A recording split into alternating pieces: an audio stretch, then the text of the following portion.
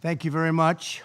The 8,362nd meeting of the Security Council is called to order.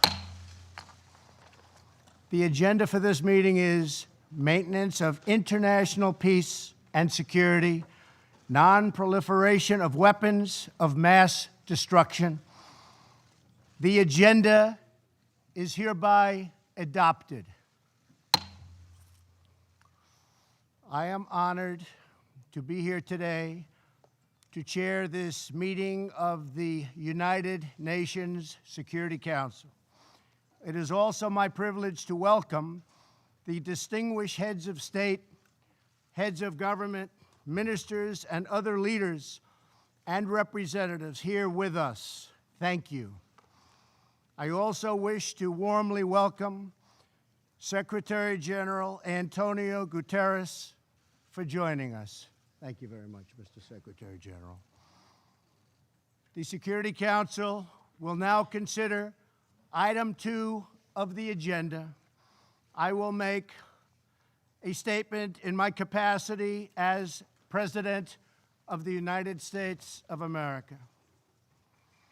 It is a great honor to be here today at this UN Security Council briefing to discuss a matter of urgent importance concerning and countering the proliferation of deadly chemical, biological, and nuclear weapons and the means to deliver them. The nations of the world have long recognized that certain weapons are so dangerous and can inflict so much suffering that all of us have a vital interest in preventing their further development, spread, and use. Since my inauguration, the United States has taken bold action to confront these sinister threats.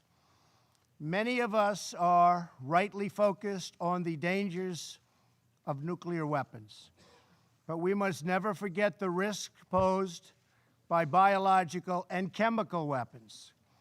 The United States was one of the first nations to unilaterally renounce the use of biological weapons. And since World War I, we have led international efforts against the scourge of chemical warfare. Most recently in Syria, we have twice imposed severe consequences on the Assad regime for using chemical weapons against innocent civilians. I want to thank Prime Minister May and President Macron for their country's close partnership in those efforts last April.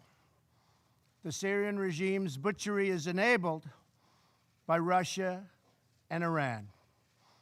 The Iranian regime exports violence, terror, and turmoil. It illicitly procures sensitive items to advance its ballistic missile program and proliferates these missiles all across the Middle East. The regime is the world's leading sponsor of terror and fuels conflict across the region and far beyond. A regime with this track record must never be allowed to possess a nuclear weapon. For this reason, I announced earlier this year that the United States would withdraw from the Iran nuclear deal. This horrible one-sided deal allowed Iran to continue its path towards a bomb and gave the regime a cash lifeline when they needed it the most. They were in big, big trouble. They needed cash. We gave it to them. In the years since the deal was signed, Iran's aggression only increased. The regime used new funds from the deal to support terrorism, build nuclear-capable missiles, and foment chaos. Following America's withdrawal, the United States began reimposing nuclear-related sanctions on Iran. All U.S. nuclear-related sanctions will be in full force by early November. They will be in full force.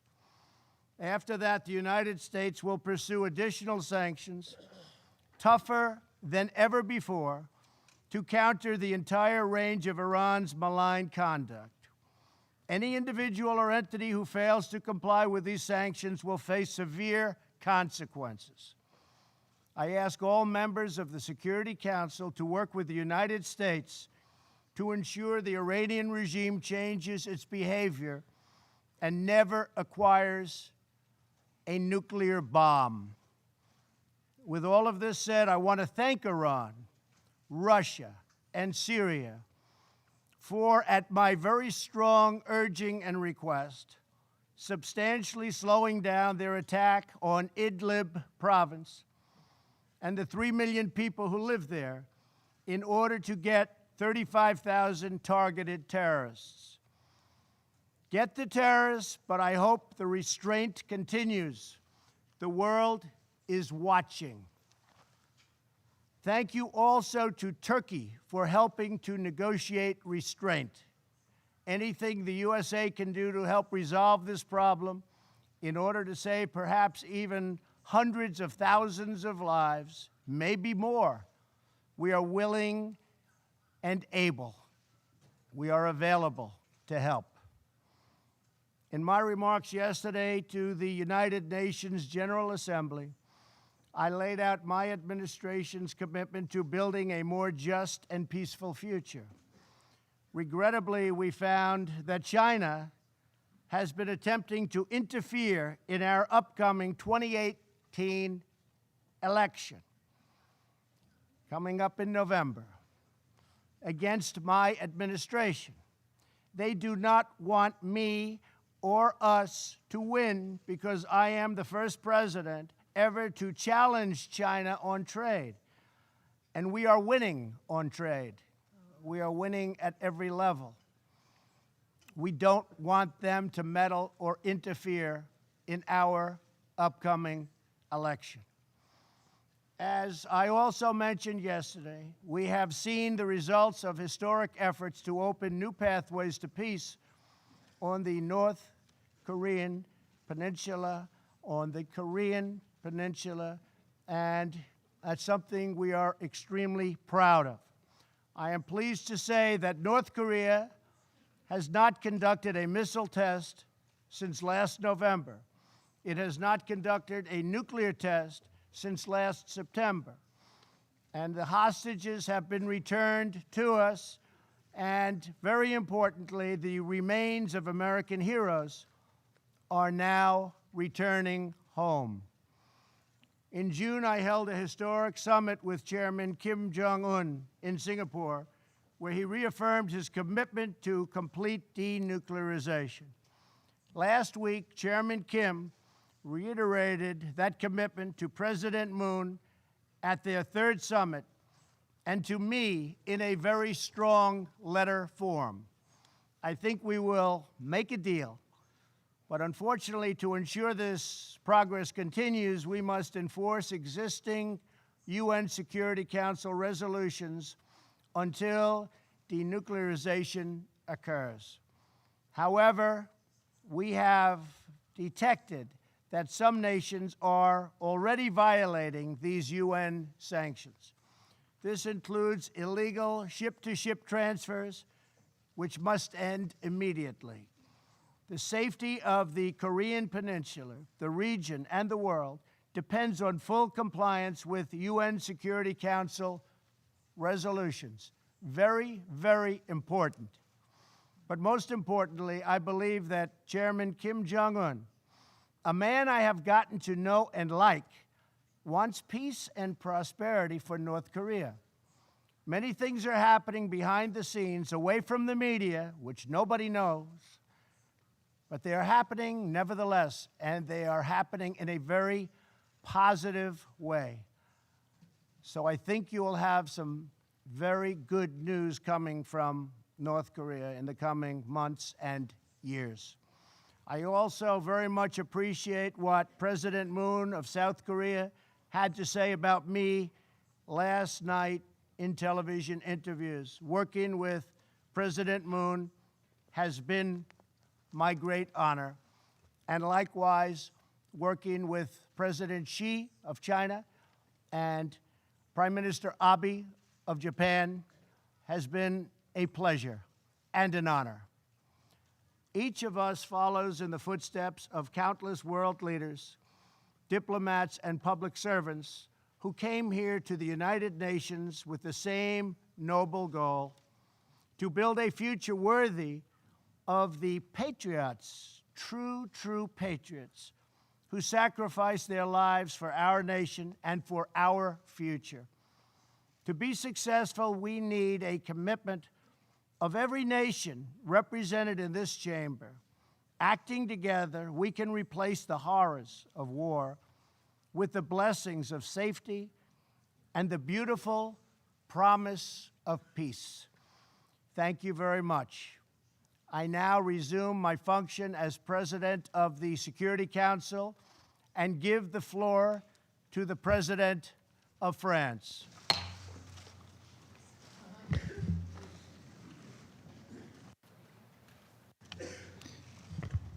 Merci, Monsieur le Président. Thank you, Mr. President. Cher Donald, mes chers collègues, Dear Donald, dear Monsieur le colleagues, Secrétaire Général, Secretary General, Mesdames, Messieurs les ministres, chers amis, distinguished je voudrais ministers, tout dear d'abord friends, I remercier would like to first of all la présidence thank américaine du the Conseil de US sécurité de presidency nous of the avoir Security réunis Council. aujourd'hui Thank you for pour having brought traiter us here de l'importante today menace à la to paix discuss et à la the sécurité serious internationale que threats to constitue international en peace and effet la security, which are prolifération represented des indeed armes de by the destruction massive proliferation of et de leurs weapons vecteurs. of mass destruction Et and remercier their le means of Secrétaire delivery. Général pour I'd sa like to thank the présence Secretary à General cet échange. for being present La première with us question here today. sur ce The sujet qui me first vient à l'esprit issue en contemplant, here that comes to my si nous nous mind parlons franchement, nos divisions de l'année écoulée sur des when we sujets aussi consider the importants divisions, frankly, that que le we've nucléaire had iranien in ou the l'usage past d'armes chimiques par le régime year on syrien. such issues, for example, as a nuclear issue Et tout or the simplement, que chemical weapons voulons-nous, used nous, by the États Syrian membres du regime, is Conseil the de following sécurité, question: encore faire what is ensemble? it that we, member states of the Security Le Council, régime de can do non-prolifération together? qui The organise la maîtrise Non-Proliferation des armements regime, which atomiques organizes pour the limiter control of new le nuclear risque weapons de in guerre order to nucléaire, limit the ou qu'il danger impose of nuclear l'interdiction war, absolue or de which places certaines an armes absolute pour que nos ban on populations certain soient à weapons, jamais and does this to protégées de ensure l'horreur de la that our guerre, people des never gaz ou des experience armes the horrors of bactériologiques, being gassed est or une construction relativement bacteriological récente, attacks. This is arrivée à a maturité dans relatively les années recent 1990. construction, and it came into Et maturity c'est in le the fruit des drames du 1990s. XXe And siècle, it was the result of the de la ferme tragedies of the détermination de nos 20th century, prédécesseurs, the firm de determination leur of our vision du bien de predecessors, of l'humanité their vision et of de the leur good esprit of de humankind responsabilité. and their spirit of Et cet responsibility. édifice And this repose edifice they sur des constructed concessions mutuelles, is des born by interdépendances, une mutual confiance concessions, réciproque que nous avons interdependence, bâtie à and cette mutual occasion. trust that we have En un built mot, together. sur In une a approche word, multilatérale it de la is based sécurité. on a multilateral approach to security. Notre responsabilité, je Our le crois responsibility, profondément aujourd'hui, and I believe in it ce very que nous deeply devons à today, ceux qui nous ont is, précédés comme aux populations dont nous avons la charge, we owe this c'est de to préserver et de renforcer ce régime our people. à un What we moment owe to them is to où il preserve est and strengthen profondément this mis à regime l'épreuve. at the time when Les États membres it du is being Conseil doivent être seriously exemplaires à tested. cet égard And member states et à of mes the Council yeux, have to be sur ce sujet et exemplary sans doute in encore plus this qu'un autre, regard. And être in my unis. view, on this issue and many Unis, others, we have to stand nous together. l'avons été de façon And remarquable sur la we question de la were Corée du Nord. together remarkably so La on the dernière issue fois en of North décembre Korea. And 2017 last avec la time it was in résolution December 2017 2397. when we passed resolution La gestion de 2397. cette crise, The way of le président des États-Unis d'Amérique vient de le rappeler, connaît aujourd'hui une nouvelle étape, grâce à son initiative de dialoguer directement avec le président du Parti du travail de Corée. Et la France salue et soutient ces efforts, ainsi que ceux menés par la Corée du Sud que vous avez rappelés. À aucun moment, le Conseil de sécurité ne doit perdre de vue que la Corée du Nord continue de représenter une menace nucléaire et balistique pour la région et pour le monde. La France attend du régime de Pyongyang des gestes concrets, démontrant sa volonté réelle de s'engager dans un processus de démantèlement de son programme nucléaire et balistique de façon complète, vérifiable et irréversible. Dans l'attente de ces gestes, le dialogue doit s'accompagner d'une application rigoureuse des sanctions décidées par ce Conseil. Et là, nous sommes unis. Nous l'étions sur la question de l'Iran avec la résolution 2231, mais c'était en 2015. Depuis, les trajectoires des États signataires du plan d'action global conjoint, dit le JCPOA, ont divergé. Pourtant, je le redis ici, nous conservons tous autour de cette table, j'en suis convaincu, le même objectif. empêcher l'Iran de se doter de l'arme nucléaire et garantir par un strict contrôle international la finalité pacifique de son programme. Le JCPOA est imparfait, mais il est un pas déterminant dans cette direction. Alors qu'une grave crise de confiance a été ouverte par la réimposition de sanctions extraterritoriales américaines, Téhéran continue de respecter ses obligations nucléaires. Cette situation doit être confortée par un respect de toutes les dispositions du JCPOA et de la résolution qu'il endosse et qui vaut pour tous les membres des Nations Unies, et pas seulement pour la France, l'Allemagne et le Royaume-Uni. Nous devons aussi aller plus loin que le cadre actuel. Je l'ai déjà dit ici même il y a un an. C'est pourquoi je partage les finalités qui ont été rappelées par le président des États-Unis d'Amérique, même si nous pouvons diverger sur la méthode quant au JCPOA. Je considère pour ma part que nous devons bâtir ensemble une stratégie de long terme pour la gestion de cette crise qui ne peut se réduire à une politique de sanctions et de containment.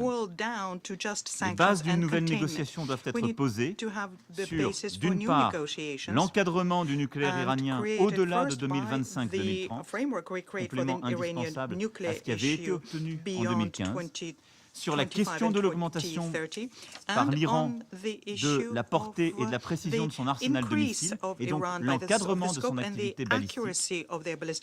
Et enfin, troisièmement, sur la stabilité régionale.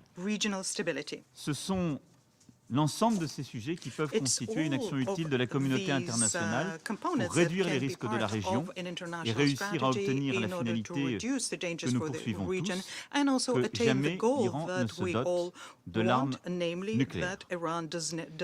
Unis, nous l'étions sur l'élimination des armes chimiques syriennes avec la résolution 2118. Mais c'était en 2013. Depuis, les menaces pour la crédibilité de la norme d'interdiction se sont accumulées. La réapparition des armes chimiques lors des offensives du régime syrien, alors que Damas avait adhéré à la convention d'interdiction et déclaré son programme, n'a pas rencontré la détermination nécessaire de ce Conseil. Daesh a, lui, utilisé ces armes en Syrie et en Irak. En février 2017, en Malaisie, un membre de la famille dirigeante nord-coréenne a été assassiné à l'aide d'un agent neurotoxique puissant, le VX.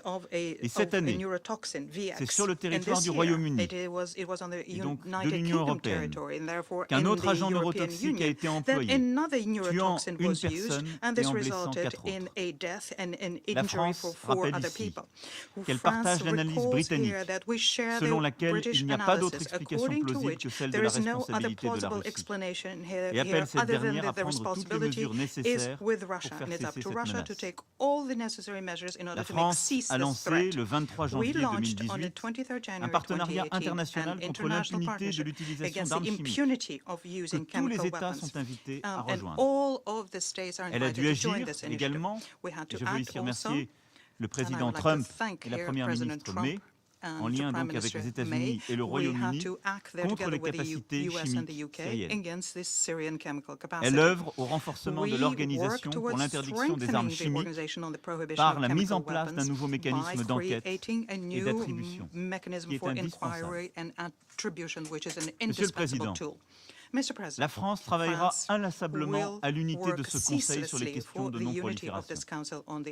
Nous devons rester unis, car ces dernières années, à chaque fois que nous avions brisé l'Union, c'est aux dépens de nos principes et de notre efficacité collective. C'est une condition de notre légitimité en tant que membre permanent et non permanent. Nous devons l'être aussi parce que la dissémination des technologies porte en germe de nouvelles menaces à la paix nous concerne directement. Le développement de missiles intercontinentaux par la Corée du Nord doit nous interroger. Jusqu'à présent, seuls quelques États disposaient de ces puissants armements, ce qui leur imposait une responsabilité particulière. À l'avenir, si un contrôle suffisant n'est pas assuré par tous, et si la Corée du Nord prolifère, combien de pays en disposent?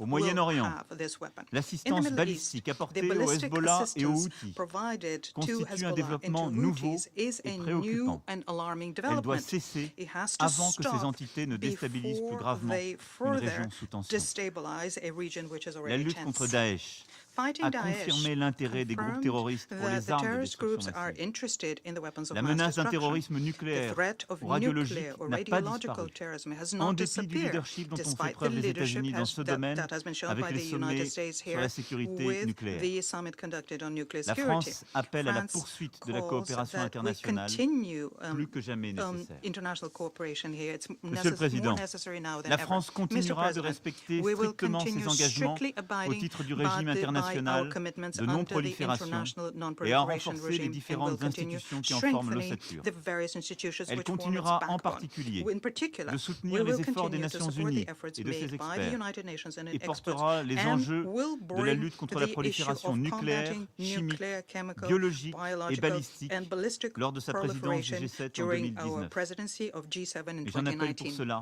And for à notre this, unité I et call notre esprit de for our responsabilité. unity and the Car spirit ce of régime de responsibility, because the non-prolifération non-proliferation est la regime colonne vertébrale is the de backbone notre système de sécurité collective. our system of Nous l'avons collective bâti security. décennie après décennie. We kept building it decade after Il est decade. encore jeune. It's still Il young. requiert notre It mobilisation, requires our notre esprit de mobilization, responsabilité our spirit of et notre responsibility, unité. and our Je vous unity. remercie. I thank you. I thank the President of France for his statement. Thank you very much. I now call on the President of Poland. Thank you. Thank you very much. Distinguished Mr. President, distinguished Mr. Secretary General, Excellencies, heads of the states, prime ministers, ministers, ladies and gentlemen, the current security situation is not encouraging. Tensions at the global and regional level threaten the existing international order, including non-proliferation and arms control regimes. In fact, we have been witnessing their progressive decomposition. They have been regularly challenged by non-state actors, but what is of even more concern, they are also being undermined by individual states. Before I address the problem of nuclear weapons, I first would like to draw your attention to another type of weapons of mass destruction that made their way back to the top of the global agenda. I'm referring to chemical weapons. Let me be clear. Every use of a chemical weapon is a crime. It does not matter whether it's used on a mass scale by undemocratic regimes against their own people to secure their power, or it's used in a state terrorist manner against individuals abroad on whom a certain state wants to take revenge. And if it is a crime, it means that the principal obligation of the international community is defined by the rule-based order. Criminals must be brought to justice. No single act of use of the chemical weapon can be left unanswered, since it undermines not only the basic sense of justice, but also leads to the erosion of the non-proliferation and disarmament regimes, and in consequence threatens the security of all of us. Brutal attacks, directed mostly against civilians, all have the same aim: to intimidate the international community. The community of the UN cannot accept such methods. Our inaction will only encourage perpetrators. I hope that the finalization of the new EU sanction mechanism, completed in the framework of the Organization for the Prohibition of Chemical Weapons, will allow us to exercise appropriate pressure on current and future perpetrators, as well as deter them from these unacceptable actions. We all hoped to have chemical weapons effectively banned by the Chemical Weapons Convention. We must stand firmly behind our own rules and norms, which are the pillars of the international order. In this context, let me mention that, as in the previous years, Poland will introduce in the United Nations General Assembly a draft resolution on the implementation of the Chemical Weapons Convention.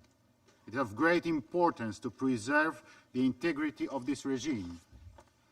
Therefore, we call on all member states to ensure a strong, clear, and united message of support of the whole international community for the integrity of the Chemical Weapons Convention and the efforts of the Organization for the Prohibition of the Chemical Weapons. The second issue I would like to highlight is the proliferation of nuclear weapons. Permit me to make 3 points regarding this matter. Firstly, we all know that nuclear weapons cannot be brought on the free market. Therefore, every act of proliferation of these weapons is a failure of both the international community and the rule-based world order. And we must remember that it always involves not only the state that develops nuclear capacity, but also those who provide it with means to achieve it, namely technology, materials, and resources. It's of utmost importance for every agreement that aims at controlling nuclear programs to guarantee that they are used solely for peaceful purposes. We have an obligation to evaluate those agreements against the purposes and to act accordingly. We should not turn our heads back from those who act against the Non-Proliferation Treaty by providing means to develop nuclear weapon capacity or assist in other ways in developing it. Good and effective export controls mechanism should be upheld by all countries involved in nuclear, chemical, and biological trade for peaceful purposes in order to maintain the appropriate control level of dual-use goods and to make non-proliferation effort more effective. In this regard, we welcome the International Atomic Energy Agency's effort to strictly monitor and verify Iran's commitments. Let me also use this opportunity to commend the vital role the agency plays in the non-proliferation area. The agency's system of safeguards is a fundamental component of the nuclear non-proliferation regime and plays an indispensable role in the implementation of the NPT. Secondly, I would like to welcome the prospect of the process of denuclearization of the Korean Peninsula.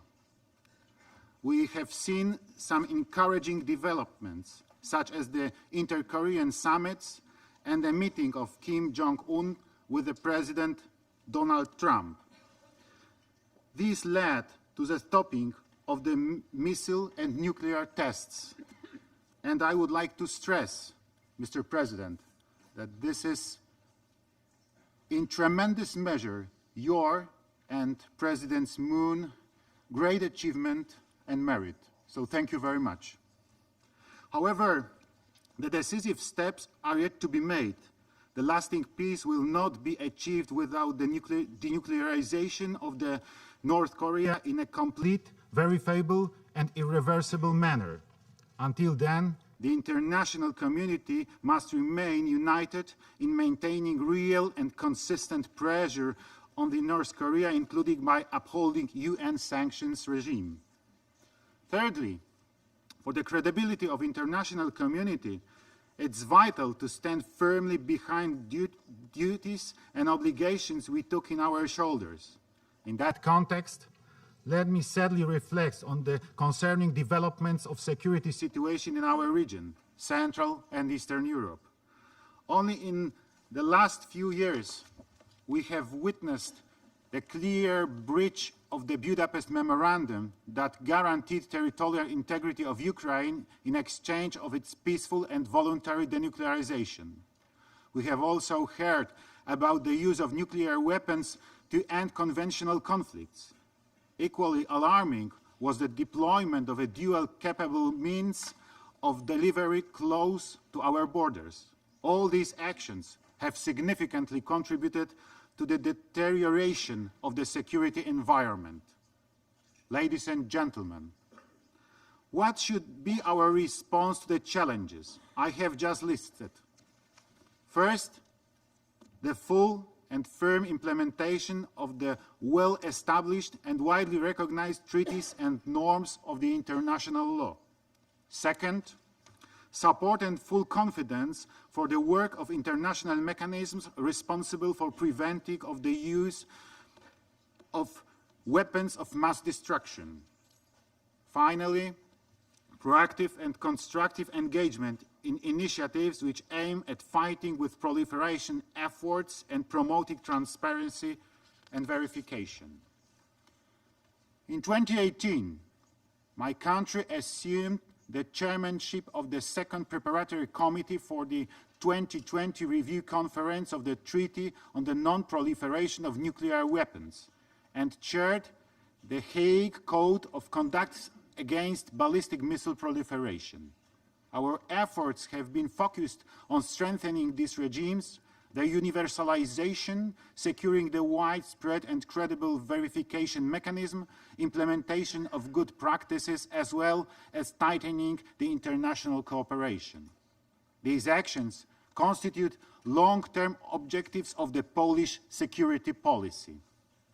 In conclusion, let me stress once again that non-proliferation is a collective effort to uphold the security architecture which we have built for decades and to prevent the nightmares recurring uses of weapons of mass destruction.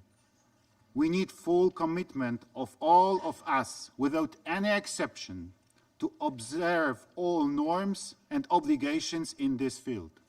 Thank you very much. Thank you very much, Mr. President. And I now give the floor to the President of Equatorial Guinea. Please. Thank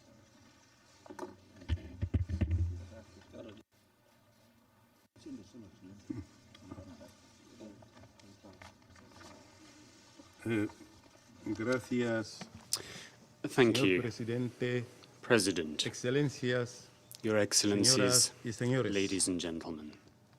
Es para mí un It is for placer me y un a honor pleasure dirigirme and por an primera honor vez to address for the first time a este in foro person en nombre this y forum representación de la on República behalf de of Guinea and in Ecuatorial. representation of the Republic of Agradecemos a los Equatorial Estados Guinea. Unidos de We thank América the por United haber States of convocado America for este having debate convened abierto this open y debate this morning, felicitamos and we Su Excelencia congratulate la labor the United en la States on their presidencia del excellent Consejo. work as President of the Council for El the month of desarme September. Es uno de los objetivos Disarmament más is one of the antiguos longest-standing de las goals Naciones of the Unidas. United Nations. Fue el tema de la Indeed, it primera was the subject resolución del of the Consejo de very Seguridad first Security Council el resolution 25 de enero on the 25th de of January 1946, 1946, en el que el when Consejo the de Security Seguridad Council adopted aprobó la Resolution resolución 1 del 1 Consejo de of the Seguridad de las United Naciones Nations Unidas, Security Council, amparada en el artículo enshrined in 47 Article de la 47 Carta. of the las Charter of Naciones the United Unidas. Nations. Han pasado 72 años years have elapsed desde la adopción de since dicha the resolución adoption por el of Consejo the de Seguridad aforementioned resolution by the Security y Council. al día de hoy And el today, mundo sigue sumido the world is once en una again carrera caught up in armamentística an arms que race, conlleva which has a led muchos many estados states a to que se feel sientan themselves obligados compelled a dotarse to de todo acquire tipo de a armas para range su of defensa weapons of all kinds y en for their concreto, defense, and de more armas de specifically destrucción masiva. has led them feeling compelled Además, to obtain weapons of mass Dichos destruction in some arsenales instances. nucleares no solo Nuclear agravan arsenals las do not tensiones just entre serve to exacerbate estados y tensions between perjudican states and to los esfuerzos hinder de la the paz, drive for peace, sino que but amenazan they also a la put in existencia jeopardy misma the very de la continued humanidad. existence of humankind.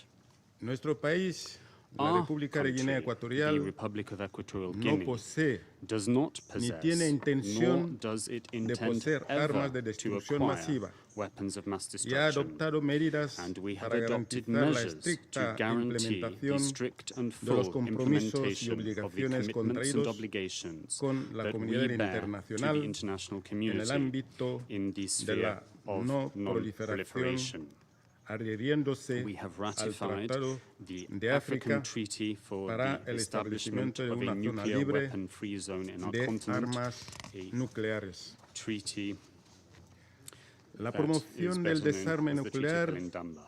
debe ser una prioridad promotion of nuclear para la disarmament agenda de la ought to comunidad be a internacional. priority, if not indeed the Dentro de 2 priority, años on the agenda of the se international celebrará community. medio siglo In 2 de la years, entrada we en will vigor celebrate del the 50th Tratado anniversary of the de entry into force of the Non-Proliferación de Armas Non-Proliferation Nucleares, Treaty, y or que entró en NPT, vigor en which entered 1970, into force in instrumento 1970, internacional and which is an que international posibilitó instrument prevenir that made it la possible to proliferación de halt armas the spread nucleares and proliferation of entre los nuclear países weapons to those que no las countries that, poseen as of that date, hasta were non-nuclear esa fecha, weapon states. pero que no tuvo el mismo Sadly, éxito the respecto NPT did not a la succeed eliminación de in parte de achieving los the estados elimination nucleares by nuclear weapon states armados of de los their arsenales existing nucleares mantenidos por ellos, porque which they still siempre ha maintain. existido una feroz There resistencia has always been del a cumplimiento deep-rooted por parte de los resistance estados by nuclearmente nuclear armados weapon states en lo que se to refiere complying with a the la provisions of the implementación NPT, de sus which compromisos apply to de the desarme implementation nuclear. of nuclear disarmament. Los gastos de las potencias nucleares The para mantener ese costs arsenal borne by nuclear y en algunos powers to casos maintain these modernizarlo arsenals, and in some instances to superarán modernize el these presupuesto del arsenals, conjunto de los far países de la outstrip Unión the Africana budget of all y de algunas nations of otras the regiones. African Union taken together. Señor The amount spent on Presidente, these nuclear weapons is greater la than the budget of proliferación de all las of our armas de nations. destrucción masiva President, constituye una amenaza para la the paz proliferation y la of weapons seguridad of mass destruction internacionales poses a threat y to international compromete peace al and Consejo de security, Seguridad and it en su rol undermines the de Security trabajar Council para in evitar its role la difusión of working to de la prevent the producción spread and de tales production armas. of such weapons of mass destruction. Para contrarrestar To la counter proliferación the y el proliferation uso de las and armas de use destrucción of masiva, weapons of mass es destruction, fundamental it is vital la to implementación pursue the y el implementation cumplimiento of and de los compliance tratados with internacionales those international para la treaties no related to proliferación. non-proliferation, La resolución as well as to 1540 ensure implementation de of and compliance 2004 with Security del Council Consejo de Resolution Seguridad, 1540 el of apoyo a la 2004. iniciativa de seguridad There is also contra la need to lend proliferación, support to the el apoyo Proliferation a la Security iniciativa global Initiative, para to combatir the el Global terrorismo Initiative to nuclear. combat nuclear La terrorism. proliferación Action is de also cualquier needed ensayo to de ban armas nucleares, any test of la nuclear weapons, compartición to share de informaciones information entre los between estados states and y las organizaciones internacionales, organizations. así como aplicar There is sistemas also de an control urgent and pressing conjunto need to de implement verificación, systems of joint inspección y verification, supervisión de las inspection, armas and oversight y plantas de for investigación de este arsenals tipo and de research armas facilities por of la this Oficina type de of las weapons, Naciones and such Unidas verification should be para el undertaken desarme, by the United en Nations Office colaboración for con la Disarmament Organización Affairs in Internacional de partnership Energía with the Atómica, International Atomic Energy lo que también Agency.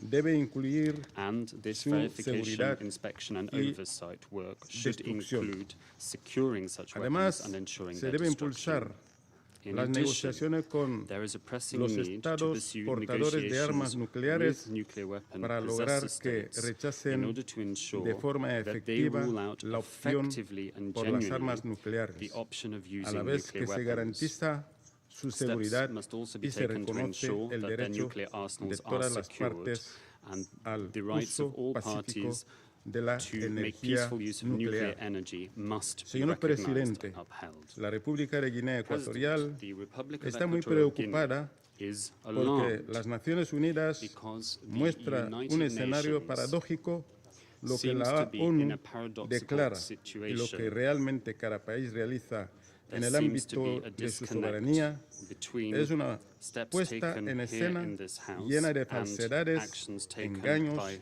some hipocresía states e claiming their insolidaridad. sovereignty, which is undermining Hace what escasamente should be 2 an action días of partnership dedicamos and una cumbre solidarity. extraordinaria para Some 2 days ensalzar ago, el pensamiento we del had líder an surafricano extraordinary Nelson Mandela, summit to remember the donde todos extraordinary apoyamos African leader rechazar Nelson Mandela, todo tipo de and we all confrontación spoke out y to reject rencores, confrontation aceptando and war, que to set aside con su legado disputes, se podía to lograr live up to his un mundo de legacy, paz, and in living up to the legacy of Nelson seguridad, Mandela, we express the hope that desarrollo we might be able y to live in a bienestar world para of todos. peace, security, development, Pero, and sin well-being embargo, for all. parece que muchos estados However, optan it por seems that desarrollar many states una have carrera chosen rather to armamentística pursue que va the en path contra of de los arms and nobles ideales weapons, de la which cumbre runs de Mandela directly counter to que the noble todos and lofty aceptamos aspirations of y the Mandela aplaudimos. Summit, a Las summit armas de which we all destrucción welcomed and masiva all participated in.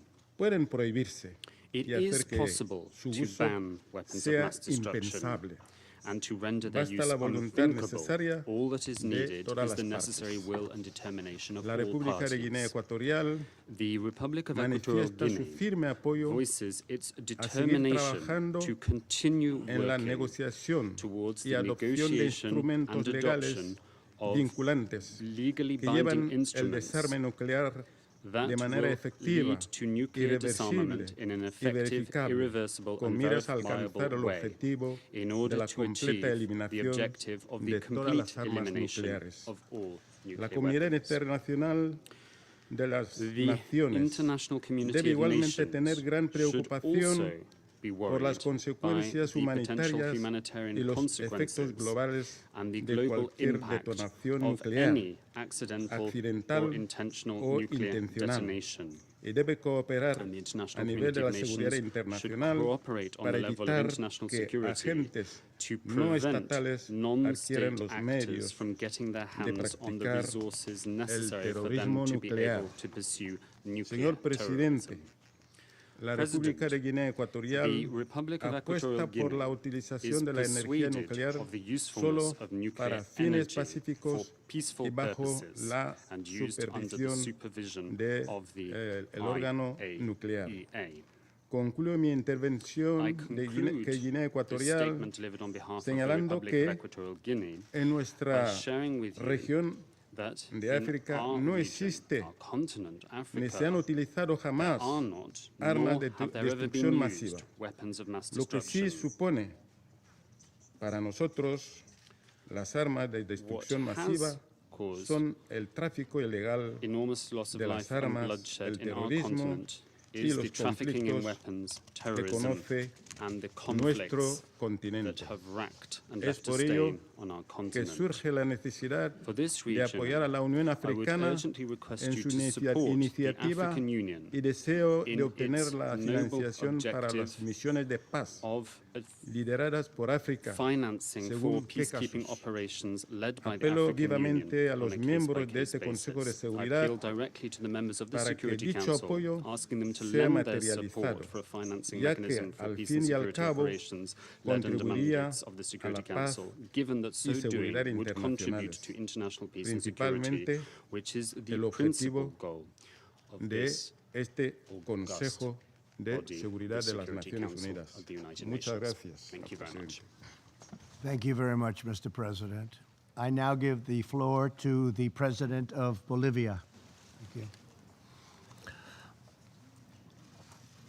El presidente de Estados Unidos, el President of hermano the Antonio United Gutiérrez, States of secretario general de las America, Naciones my brother Unidas, Antonio Guterres, Secretary General hermanos of the United presidentes, Nations, hermanos y hermanos fellow del presidents, Consejo de Seguridad. brothers and sisters of the La Security presidencia del Council. Consejo de Seguridad The ha presidency convocado of the a sus Security miembros Council a debatir has convened the acerca de members la of this no body to a proliferación de discussion on armas the de destrucción non-proliferation masiva. of weapons of mass destruction. Bolivia es parte de esa Bolivia región hails from a declarada region which has been duly libre de declared armas nucleares nuclear desde hace weapon-free más de medio for siglo. more than half a century. Por ello, For this debo reason, recordar I el think artículo I'm in a número position 1 to del Tratado sobre recall Prohibición de Article Armas number 1 Nucleares.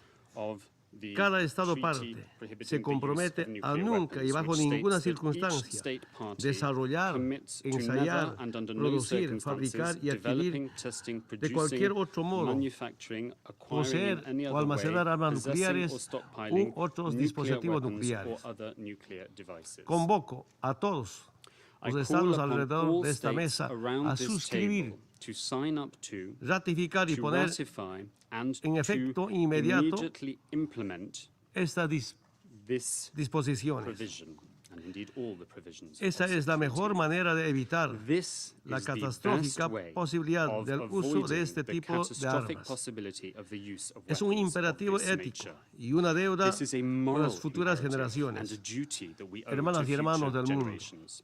Brothers Los and Estados sisters of the miembros del world, sistema de Naciones the member Unidas states of estamos the obligados a United cumplir con los Nations are postulados obliged esenciales to comply de la with the Carta de core purposes and principles of the 1945, Charter of 1945. sobre todo Above el all, de resolver we are obliged las controversias to internacionales abide by the mediante el principle of uso resolving de mecanismos de international disputes solución through the pacífica. use of peaceful En settlement ninguno mechanisms. de estos None cabe el uso of de these armas mechanisms de ningún tipo. presupposes the use Al of weapons of contrario, any es la kind. Quite the negociación, contrary. la diplomacia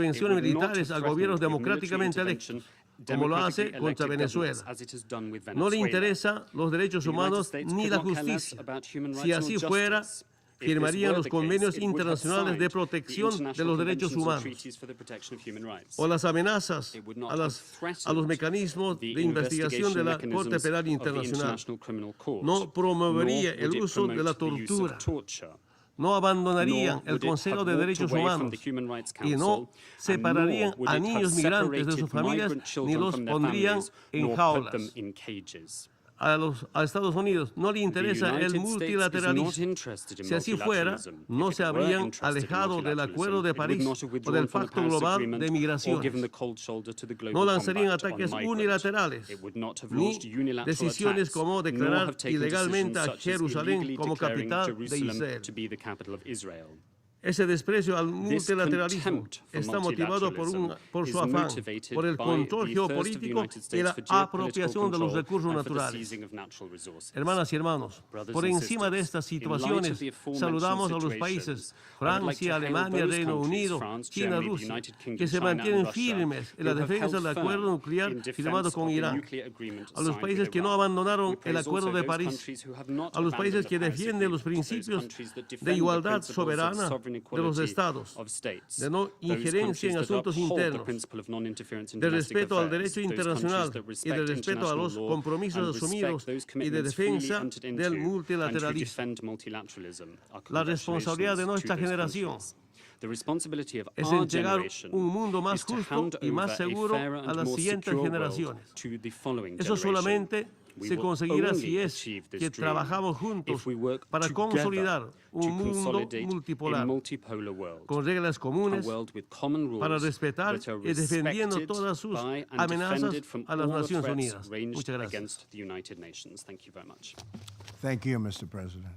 I now give the floor to His Excellency from Peru.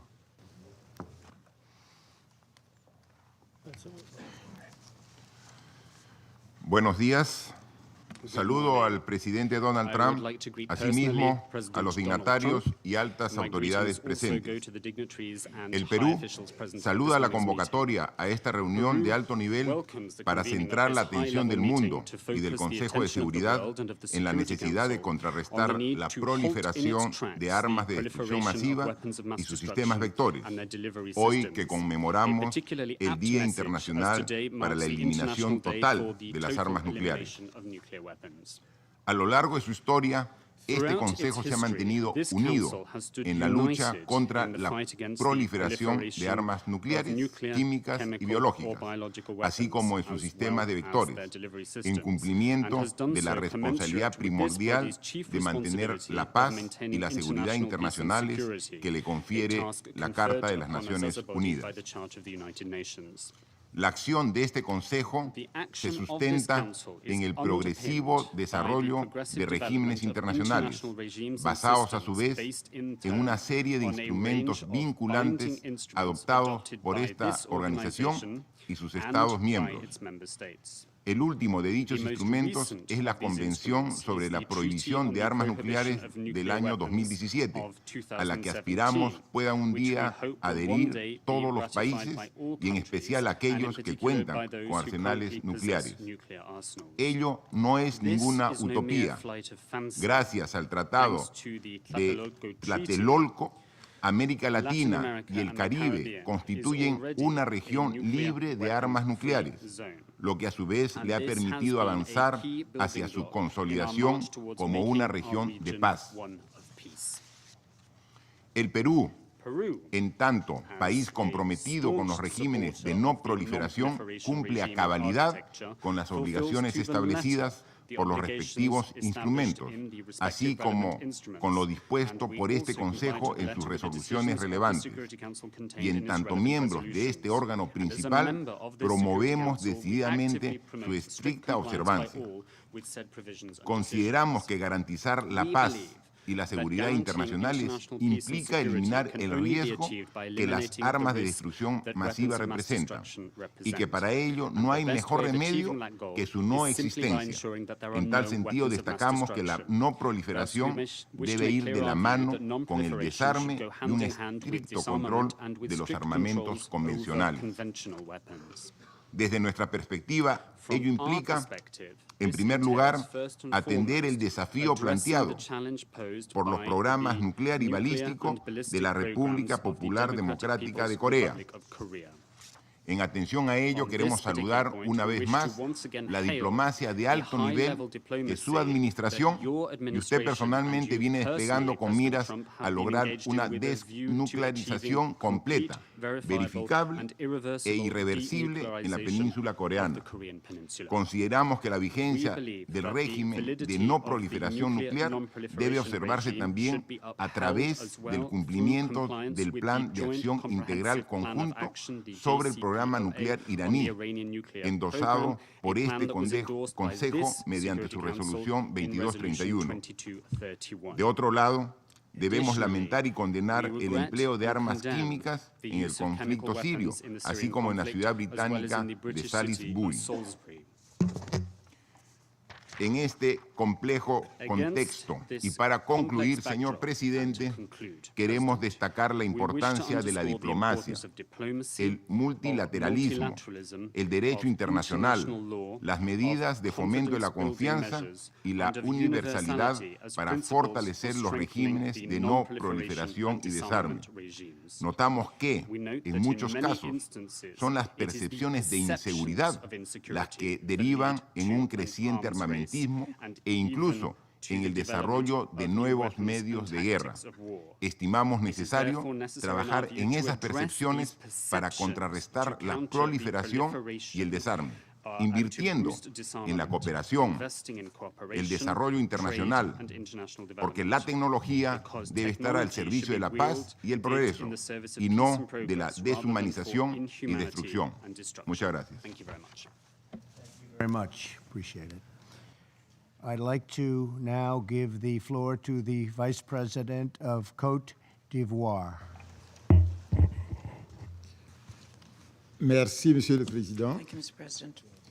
Monsieur le Président, Mr. President, Excellences, Mesdames, Messieurs Excellencies, les ladies présidents and chefs de gentlemen, délégation, heads of je delegations, tiens d'abord à I would like to remercier first of all la présidence thank américaine the U.S. presidency d'avoir organisé ce for débat de haut having niveau convened this sur la question de la high-level non-prolifération discussion des armes de on destruction the massive. issue of the non-proliferation of Et je weapons voudrais of mass également destruction. saluer la I would like to présence also welcome de votre Excellence, your de presence celle donc here, des chefs d'État et de Your gouvernement ainsi que Excellency, d'éminentes the presence personnalités of heads of qui states and rehaussent governments, l'éclat de cette eminent séance personalities dont le which make thème this est meeting d'une grande all the more importance pour notre significant, and the Monsieur le topic Président, le thereof développement is of rapide des great programmes importance nucléaires for et our balistiques world. Mr. a President, the entraîné rapid une development prolifération of d'armes nuclear de ballistic destruction weapons massive. programs resulted in Ces the armes proliferation alimentent of la weapons of violence mass et les conflits, destruction. These weapons feed menacent violence la and conflicts. stabilité They threaten the de régions tout entières stability of entire et font ainsi regions. de la question de la non-prolifération Make the issue of un objectif de survie non-proliferation pour l'humanité. into an issue of En survival effet, for humankind. malgré tous les efforts Indeed, déployés par la despite communauté all of the internationale efforts that have been deployed by pour the réaliser un monde international exempt community d'armes in order nucléaires, to achieve notre a univers reste nuclear malheureusement weapons-free encore world, sous leur menace nonetheless, permanente, we still ainsi que celle are des under armes common biologiques et threat chimiques. from these weapons as Il well est as dénombré à biological ce and jour plus de chemical 14 weapons. 500 As of armes today, nucléaires there dans are le monde. 14,500 Ces nuclear armes qui weapons font in the courir le world. risque d'un These conflit nucléaire weapons, aux conséquences bring in humanitaires the et risk of environnementales nuclear irréversibles conflict, which would have constituent un défi irreversible réel humanitarian and pour notre environmental organisation consequences. commune. And this is a real Il challenge est également for à our déplorer la organization. propension des États We also deplore the à trend investir some davantage states dans la show modernisation to de leurs arsenaux invest nucléaires, great amounts in mais très peu modernizing dans la their nuclear élimination weapons, but de ces armes putting et de leurs very vecteurs. little Le into the traité de elimination of non-prolifération such nucléaire, weapons. considéré The non-proliferation comme la treaty, pierre angulaire which du is régime considered as a de non-prolifération, cornerstone est à of ce the jour non-proliferation regime, mise à rude is épreuve today being et fait severely l'objet d'une tested, divergence profonde and lors de la there is conférence a d'examen significant tous les divergence 5 ans. of views during the review conferences which take place every 5 years. Le non-respect par The certains États non-compliance de leurs by some engagements states with their commitments en matière de désarmement on et de disarmament non-prolifération and non-proliferation constitue is une atteinte grave a à la serious sécurité et pourrait risk favoriser for security l'acquisition and par could les acteurs non lead étatiques to the des armes de non-state destruction massive. actors acquiring Le problème weapons of nucléaire mass iranien, destructions. la The situation issue au of Moyen-Orient, the Iranian notamment nuclear en Syrie, issue, avec the les situation in allégations the Middle d'utilisation East, d'armes chimiques, in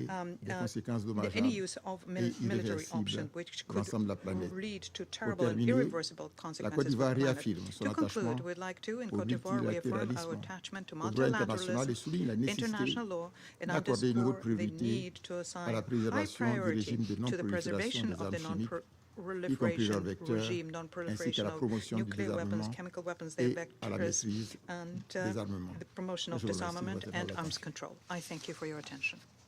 Thank you very much. I now give the floor to the Prime Minister of the United Kingdom. Thank you, Mr. President, and thank you for convening this important debate. There is no greater threat to international peace and security than the proliferation of weapons of mass destruction. These issues matter to every man, woman and child around the globe. And the United Kingdom, like the other permanent members of this Council, has a special responsibility to protect the significant gains we have made in the last 70 years. Because the international community has invested huge energy into containing the horrific forces that emerged in the 20th century. The multilateral framework of treaties countering the proliferation of weapons of mass destruction is one of the greatest achievements of the international community, demonstrating the value of global cooperation. It has improved all of our security.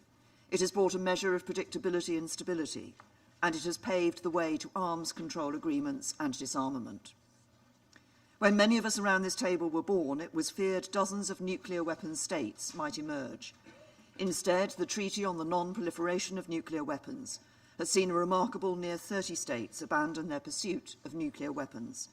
Global stockpiles have been reduced by close to 80% since their Cold War peak. That is true success on a truly global scale. Similar, if not greater success, has been achieved on chemical and biological weapons. Over 96% of declared stockpiles of chemical weapons have now been destroyed under international verification, and no country professes publicly to possess biological weapons. But the last 18 months have seen these hard-won gains challenged.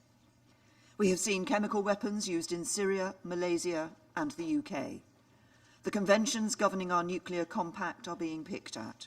Predictability and stability are declining.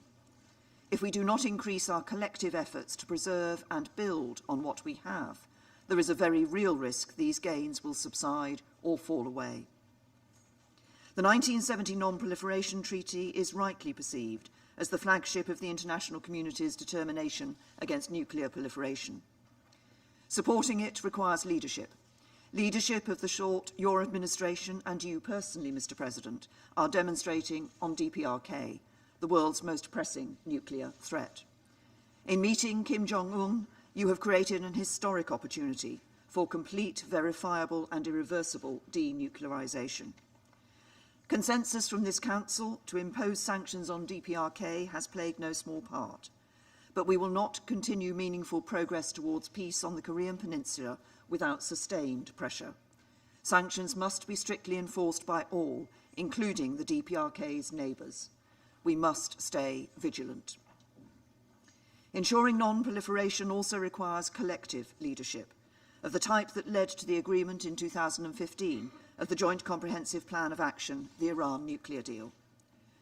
For many years, the scale and nature of Iran's nuclear program raised serious international concerns. The JCPOA was an important step forward in addressing these. It remains the best means of preventing Iran developing a nuclear weapon, and we are committed to preserving the JCPOA as long as Iran continues to abide by its obligations in full.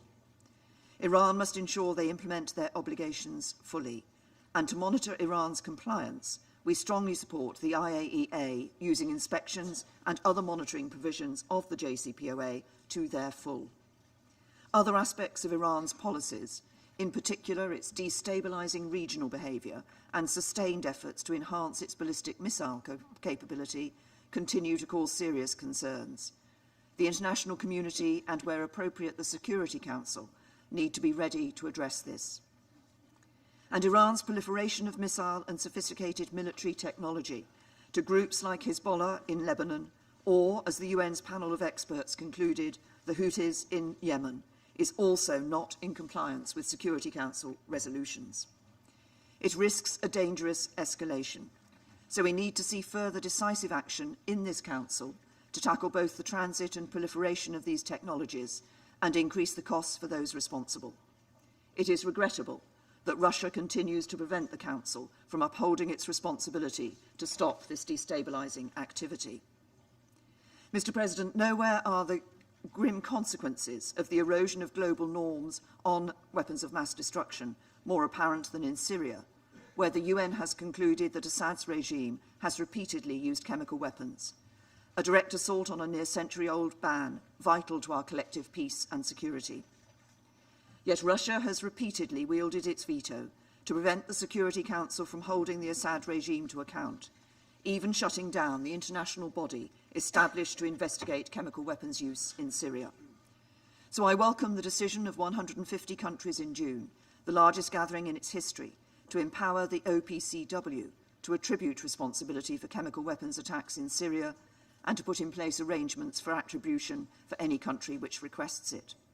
And I would like to thank President Trump and President Macron for their shared determination with the UK to deter the use of chemical weapons in Syria through US, UK and French joint military action in April. These actions sent a clear message to the Assad regime. Perpetrators of chemical weapons use cannot escape identification or act with impunity. The regime's backers must use their influence to ensure chemical weapons are not used again. For there must be no doubt we will respond swiftly and appropriately if they are. The UK saw the consequences of these norms being eroded in Salisbury this year, when Russia recklessly deployed a nerve agent on our streets. The United Kingdom has presented detailed evidence, clearly laid out in charges of attempted murder and the use and possession of a chemical weapon against 2 agents of the Russian state. We have taken appropriate action with our allies, and we will continue to take the necessary steps to ensure our collective security. Russia has only sought to obfuscate through desperate fabrication. Permanent members of the UN Security Council must not attack and undermine the international non-proliferation regimes and the institutions that underpin them. All members of the Council must fulfil their responsibilities to safeguard them in support of international peace and security. It is my sincere hope that Russia will rejoin the international consensus against the use of chemical weapons and the collective effort to uphold it. If so, this Council will again be able to work together to rid the world of chemical weapons. But if not, we should leave no one in any doubt of the international community's determination to uphold international non-proliferation regimes. Not all the challenges faced by the counterproliferation framework come before this Council, but they are no less urgent. We need to strengthen the rules to keep pace with new technologies and more complex global supply chains. We must help every UN member to develop their capabilities and regulation and ensure they are able to make their contribution to this global effort. The quiet but essential role the United Nations plays must be at the heart of these efforts. So as UN members, we should invest the expertise and diplomatic resources necessary in the conventions. Mr. President, it was collective engagement by states across the globe that produced the counterproliferation framework. Even the most powerful recognized that investing in collective rules-based restraint was the only effective way of addressing national security interests and avoiding unilateral recourse to force. We cannot let the framework be undermined today by those who reject the values and disregard the rules that have kept us safe. It will take collective engagement to reinforce it in the face of today's challenges. And in this, as has always been the case, the UK will play a leading role. Thank you. Thank you very much, Prime Minister. I now give the floor to the Prime Minister of the Netherlands. Mr. President, Your Excellencies, ladies and gentlemen, this year there have been several occasions when weapons of mass destruction have endangered our security, undermined international stability and caused terrible suffering. So 2018 has made the importance of non-proliferation abundantly clear. I agree with you, Mr. President, that as politicians we are first and foremost responsible to keep our own citizens safe. And I believe that multilateral institutions play a major role where this issue is concerned. As I will say in my address to the General Assembly later today, the Kingdom of the Netherlands has always championed and will continue to champion the rules-based international order and multilateral cooperation, especially on security matters and other issues of shared concern.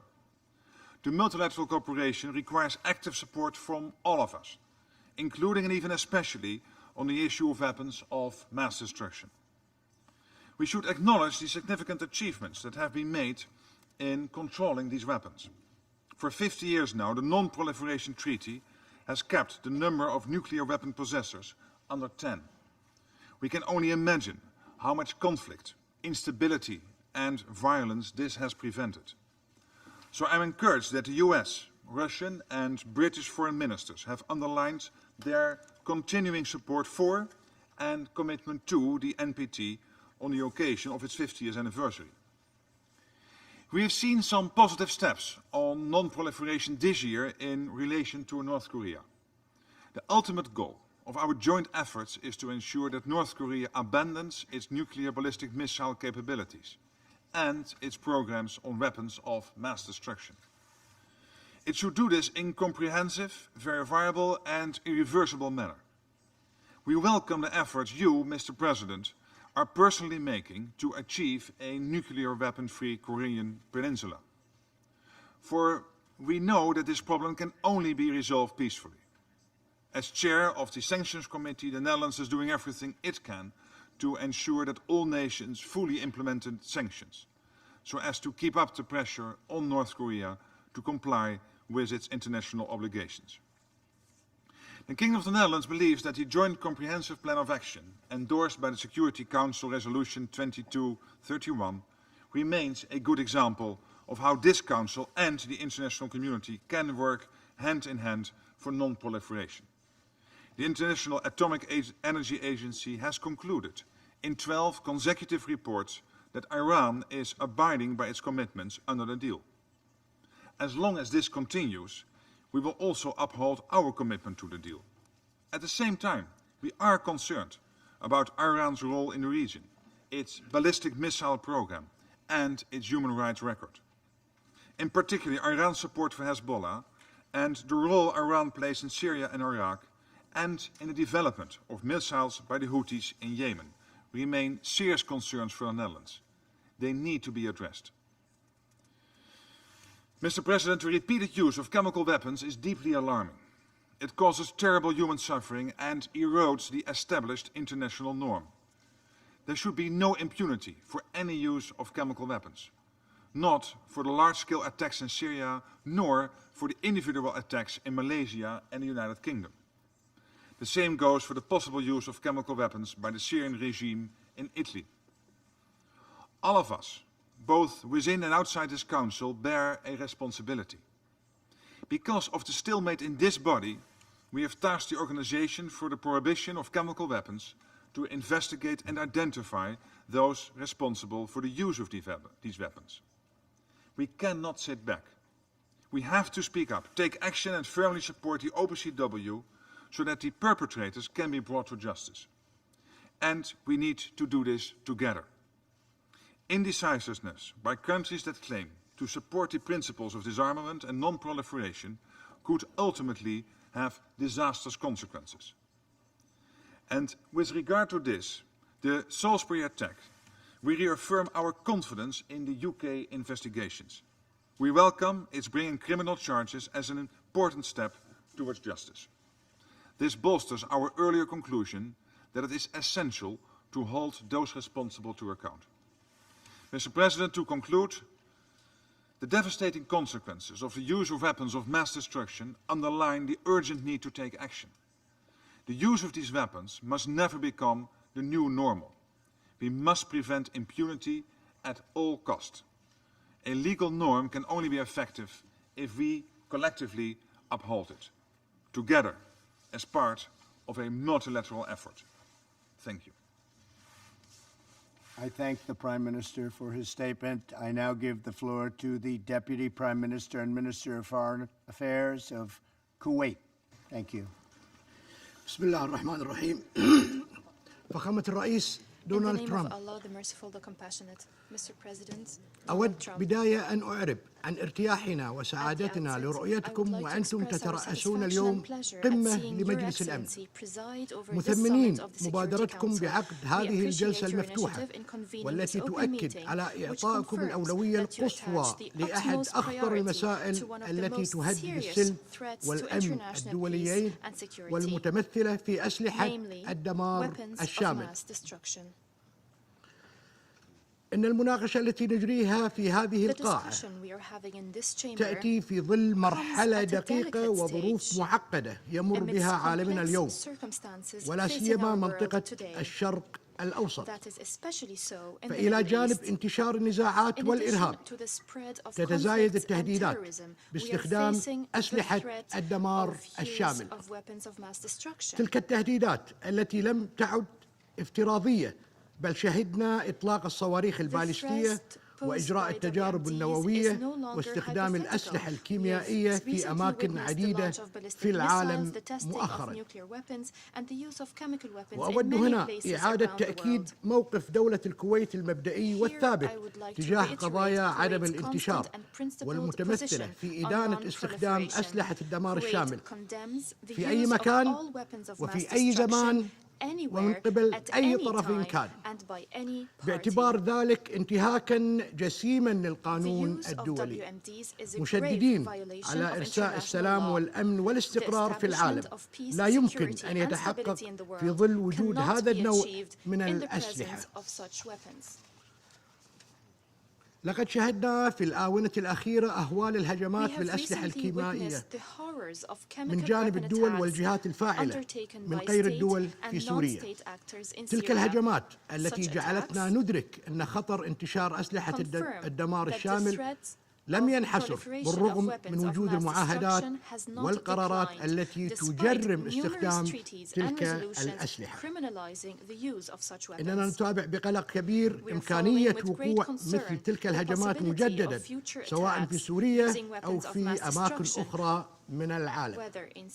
ونؤكد على أهمية التصدي لتلك الهجمات الكيميائية، يأتي أولاً من خلال إظهار وحدة مجلس الأمن في تعامله مع هذا الخطر المحدق، ومن ثم ضمان تفعيل القرارات الدولية ذات الصلة، وعلى رأسها قرار مجلس الأمن 1540 الصادر في عام 2004. فخامة الرئيس، تتعرض المملكة العربية السعودية إلى هجمات غير مسبوقة للصواريخ البالستية تشنها ميليشيات الحوثي باتجاه أراضيها لتستهدف الأماكن المدنية والدينية. إن دولة الكويت تجدد إدانتها واستنكارها الشديدين لتلك الهجمات الصاروخية التي استهدفت المملكة العربية السعودية بشكل خاص والمنطقة بشكل عام. ونؤكد على ضرورة تحرك مجلس الأمن وتحمل مسؤولياته تجاه ما يهدد أمن المملكة العربية السعودية، حفاظاً على السلم والأمن الدوليين. إن وفد بلادي على أتم الاستعداد للعمل معكم لاتخاذ المزيد من التدابير لوضع حد لتلك الهجمات التي تندرج دون أدنى شك ضمن مخاطر انتشار أسلحة الدمار الشامل. وفي خضم الأحداث التي تشهدها منطقة الشرق الأوسط، تواصل دولة الكويت التزامها بدعم كافة القرارات الأممية، ورحبت بصدور قرار مجلس الأمن 2231 الصادر في عام 2015. ففي الوقت الذي تستمر فيه الجمهورية الإسلامية الإيرانية بتنفيذ ما نص عليه ذلك القرار وصدور تقارير الوكالة الدولية للطاقة الذرية التي توثق تنفيذ إيران لالتزاماتها ذات الصلة بالمجال النووي، إلا أننا نلاحظ بقلق التقارير الأممية المستقلة التي تشير إلى استمرار إيران في دعم وتمويل الميليشيات والأحزاب المسلحة في الدول العربية، وخاصة تدخلاتها في الشأن اليمني. كما أكد قرار جامعة الدول العربية الصادر بتاريخ 11/9/2018 على أن الأراضي اليمنية باتت منصة لإطلاق الصواريخ البالستية الإيرانية الصنع على جيرانها، وتهديداً للملاحة البحرية في مضيق باب المندب والبحر الأحمر، وهو ما ينعكس سلباً على أمن واستقرار اليمن والمنطقة، معتبرين ذلك خرقاً لقرار مجلس الأمن 2216.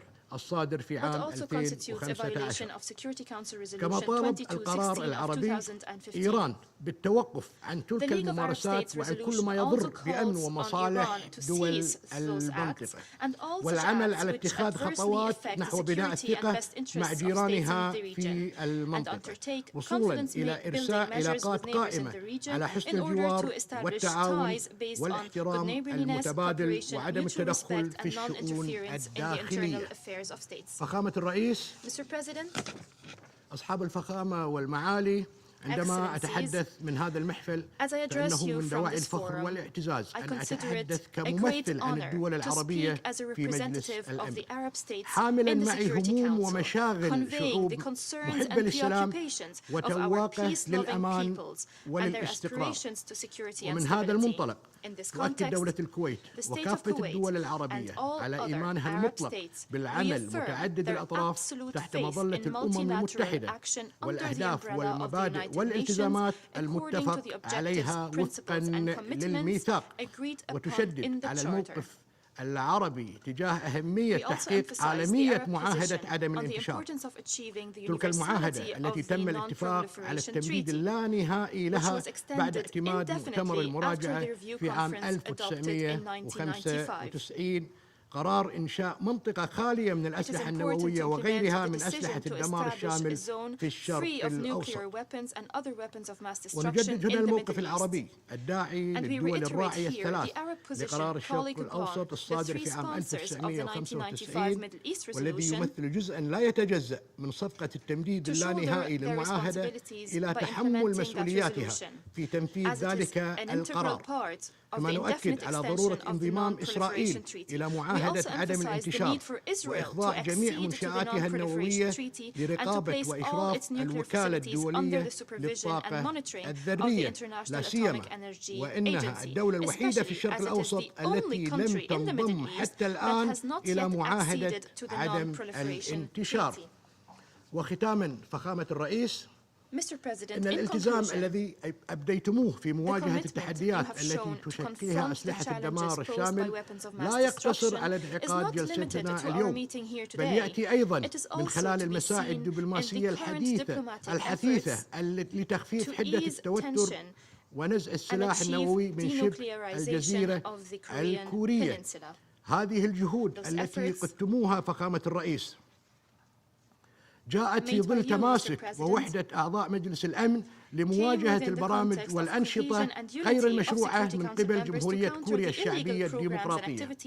إننا نعلم أن الطريق لا يزال طويلا وشاقا للوصول إلى الهدف المنشود في إخلاء شبه الجزيرة الكورية من السلاح النووي، إلا أننا نعتقد أن الالتزام المطلق والصادق من قبل كافة الأطراف المعنية وكذلك التنفيذ الكامل لكافة قرارات مجلس الأمن ذات الصلة سيؤدي إلى اتفاق سلام دائم وشامل في شبه جزيرة كوريا خالية من الأسلحة النووية. وشكرا لكم فخامة الرئيس. I thank the Minister for his statement. Thank you very much. I now give the floor to the Minister for Foreign Affairs of China.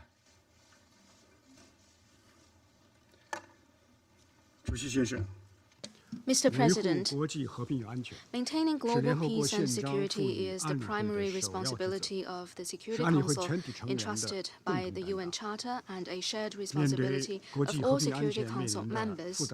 Given the complex challenges to international peace and security, how should the Security Council fulfill this mission and play its role? This is a question that deserves serious consideration. China believes the following. The Security Council should perform its function in a fair and just manner as mandated by the Charter. The Security Council must uphold the purposes and principles of the UN Charter and the universally recognized international law and norms governing international relations. It should safeguard the authority and role of UN in international affairs and sovereignty, independence, and legitimate rights and interests of all countries. The Security Council should stick to political settlement as the basic direction. The Security Council should be the strongest advocate for resolving differences and disputes through dialogue and consultation. It should effectively use all tools, including good offices, mediation, peacekeeping, and peace building, step up preventative diplomacy to serve the larger goal of political settlement. The Security Council should enhance unity to promote consensus. All members must bear firmly in mind their responsibility for world peace and security, enhance unity and coordination, set aside geopolitical considerations, and ensure effective functioning of the Council and uphold the common interests of all UN members. The Security Council should strengthen overall planning and coordination to forge synergy. It should coordinate and cooperate with the General Assembly, ECOSOC, the Secretary-General and the UN Development System so that the political pillar and development pillar can support each other and efforts for lasting peace and for sustainable development can be mutually reinforcing. Mr. President, the proliferation of WMD and their means of delivery poses a real threat to global peace and security and is a challenge that we all face. China proposes that we step up efforts in the following three aspects. First, we need to champion the rule of law to consolidate and improve the international non-proliferation regime. The NPT, the Biological Weapons Convention, the Chemical Weapons Convention, the UN SCR 1540 and other Security Council resolutions constitute the legal foundation of the international non-proliferation regime. All of us should earnestly safeguard the universality, effectiveness, and authority of the non-proliferation regime, and in particular prevent terrorists and other non-state actors from getting hold of WMD materials and technologies. Second, we need to take multi-pronged measures to implement the Non-Proliferation Treaty in a balanced manner. Every country must honor its word, shoulder its responsibilities, and fulfill international obligations. The Non-Proliferation Treaty and agreements must be implemented in their entirety. No double standards, discriminatory arrangements, or selective enforcement should be allowed. Third, we need to bolster international cooperation and enhance all countries' non-proliferation capability. Government bears the primary responsibility of non-proliferation.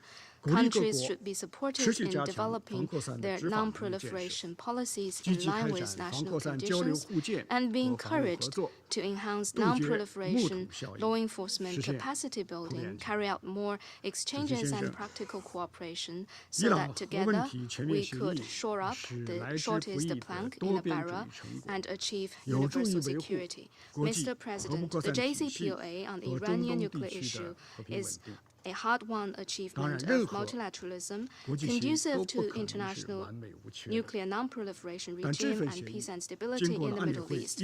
There is no international agreement that is perfect. The JCPOA has been endorsed unanimously by the Security Council. What happened in the past 3 years shows that JCPOA is a viable agreement. China encourages Iran to continue to fulfill all commitments it has made. At the same time, the legitimate right of all countries to normal economic relations and trade with Iran should be respected. China calls on the relevant parties to bear in mind the big picture, think long-term, and uphold the sanctity, integrity, and efficacy of the JCPOA. Since the beginning of this year, the situation on the Korean Peninsula has shown major progress. China welcomes that, and China has made unremitting efforts for this to happen. China supports the important common understandings reached between the DPRK and U.S.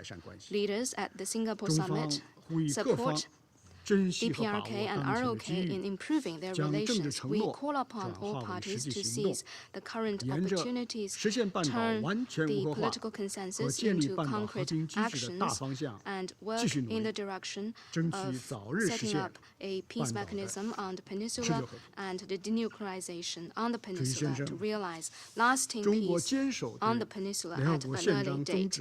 Mr. President, China lives by its commitment to the purposes and principles of the UN Charter, to upholding the UN-centered contemporary international system, and has earnestly fulfilled its international responsibilities and obligations. We need to work together to uphold the efforts to realize peace and security for all. Before I conclude, I need to point out that China has all along followed the principle of non-interference in other countries' domestic affairs. This is a tradition of Chinese foreign policy. Our observance of this principle has received acclaim from the international community. We did not and will not interfere in any country's domestic affairs. We refuse to accept any unwarranted accusations against China, and we call upon other countries to also observe the purposes of the UN Charter and not to interfere in other countries' internal affairs. Thank you. I thank the Minister for his statement. Thank you. I now give the floor to the Minister for Foreign Affairs of the Russia Federation. Большое спасибо, уважаемый господин президент, уважаемые коллеги. В современном мире эффективная борьба с распространением оружия массового уничтожения приобретает особое значение для поддержания глобальной и региональной стабильности, для надежного обеспечения безопасности всех, без исключения государств. Конструктивное взаимодействие в этой сфере – важный элемент усилий по формированию позитивной международной повестки. Думаю, все согласны с тем, что резолюции Совета Безопасности, предполагающие конкретные меры воздействия в отношении нарушителей режимов распространения, должны строго соблюдаться. Краеугольным камнем остается базовая резолюция 1540, в которой содержатся обязательства государств-членов принимать конкретные меры в целях недопущения попадания оружия массового уничтожения и его компонентов в руки негосударственных субъектов. Особое значение имеют и принятые в ее развитии решения Совета Безопасности, предусматривающие санкции за передачу любых видов вооружений террористам. Факты таких передач есть, и их надо тщательно расследовать. Как и 50 лет назад, когда был открыт к подписанию договор о нераспространении ядерного оружия, наша страна остается приверженной достижению цели избавления мира от ядерной угрозы. При этом необходим безусловный учет всех факторов, влияющих на стратегическую стабильность, а в процессе переговоров должны принимать участие все страны, обладающие военно-ядерным потенциалом. Устремление ряда стран к запрещению ядерного оружия в отрыве от основополагающих принципов ДНЯО не смогут увенчаться успехом, а лишь создают двусмысленность в дальнейших подходах к нераспространению оружия массового уничтожения. Говоря о ДНЯО, не могу не упомянуть резолюцию 2231, которой Совет Безопасности одобрил совместный всеобъемлющий план действий по урегулированию ситуации вокруг иранской ядерной программы. Односторонний выход Соединенных Штатов из этого документа создает серьезную угрозу для режима нераспространения, тем более, что, как многие уже для меня здесь подчеркивали, Тегеран четко следует взятым на себя в рамках СОПД обязательствам, и это регулярно подтверждается МАГАТЭ. Россия убеждена в необходимости сохранить СОПД, над чем мы сейчас активно работаем вместе с Ираном, Китаем и Евросоюзом. В противном случае мы можем столкнуться с ростом напряженности на всем Ближнем Востоке, чреватым рисками для региональной стабильности и режима нераспространения. Развал СВПД был бы весьма контрпродуктивен и для предпринимаемых сейчас усилий по денуклеаризации Корейского полуострова, которые мы приветствуем и активно поддерживаем.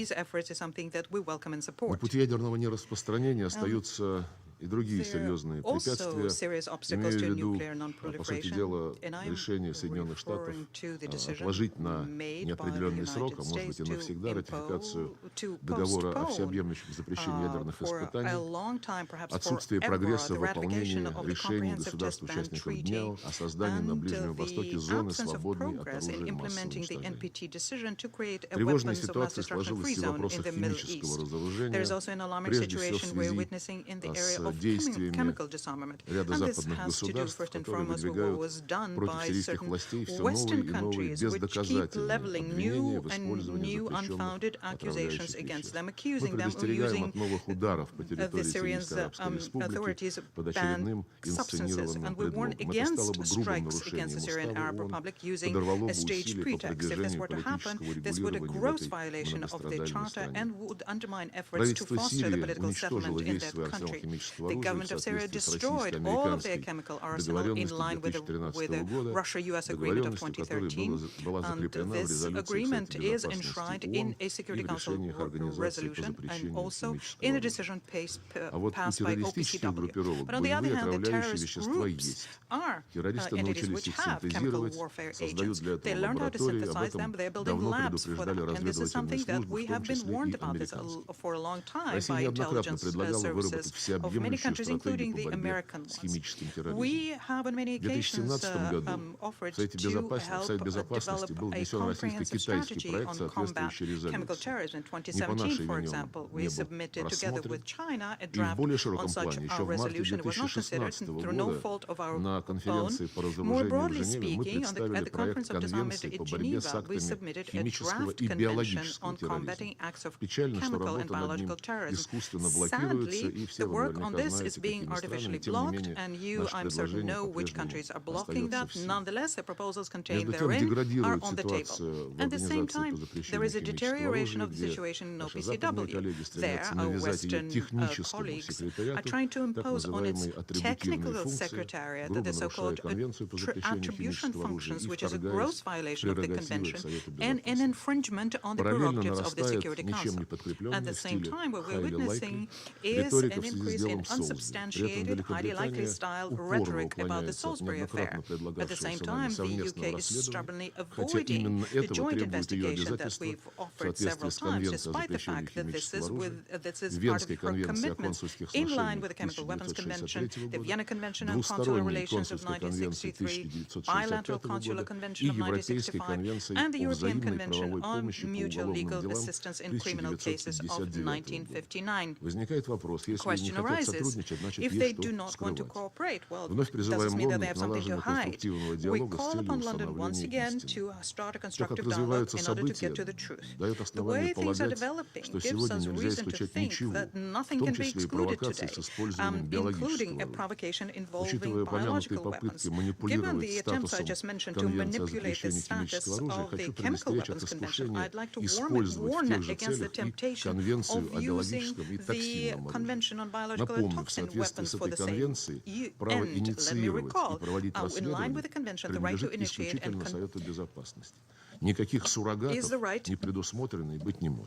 is the right that only belongs with the Security Council. There are no substitutes here. On more than one occasion, we proposed that we agree the mechanism for verification on the Biological Weapons Conventions with all participants.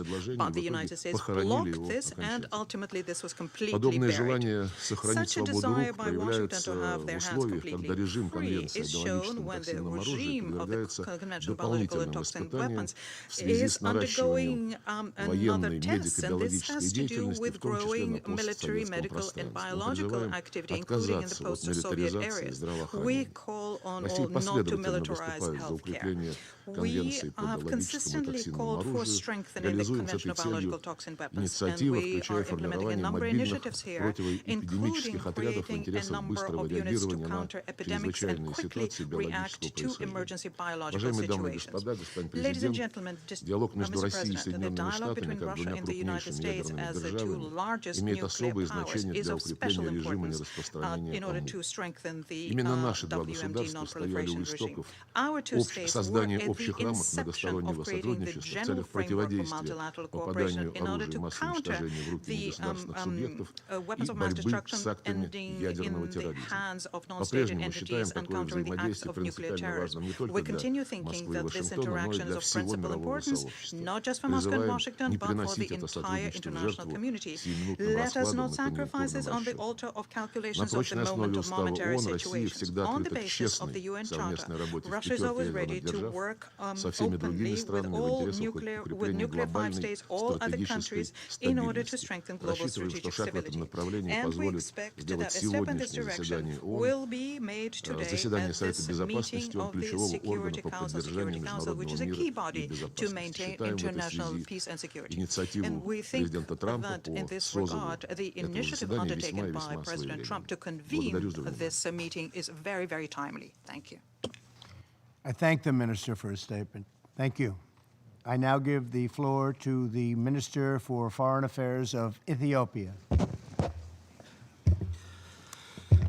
Mr. President, heads of states and governments, ministers, we thank the U.S. Presidency for convening this important high-level briefing on non-proliferation. We are very pleased to see you, Mr. President, presiding over this important meeting. Indeed, non-proliferation has been high on the agenda of this Council. It is therefore timely and relevant that we are discussing this issue at the highest level. Mr. President, a few days ago, the world paid a tribute to the late Kofi Annan. In his final UN speech in 2006, he said, and I quote, "Can there be any threat more alarming in today's world than that of a nuclear or biological weapon failing in the hands of terrorists or being used by a state as a result of some terrible misunderstanding or miscalculation? The more states have such weapons, the greater the risk, and the more those states that already have them increase their arsenals or insist that such weapons are essential to their national security. The more other states feel that they too must have them for their security." This is indeed the reality that we are facing today. Indeed, the proliferation of weapons of mass destruction is posing grave threats to global peace and security. From the DPRK and the Iranian nuclear issues to chemical attack in Syria and Salisbury incident in the UK. Proliferation risks have become one of the most serious challenges of our time. The international non-proliferation regime is under serious challenge, and global anxieties about nuclear weapons are at the highest level since the end of the World War. As Secretary General Antonio Guterres said, "We believe it is absolutely vital that we comprehensively address risk of proliferation.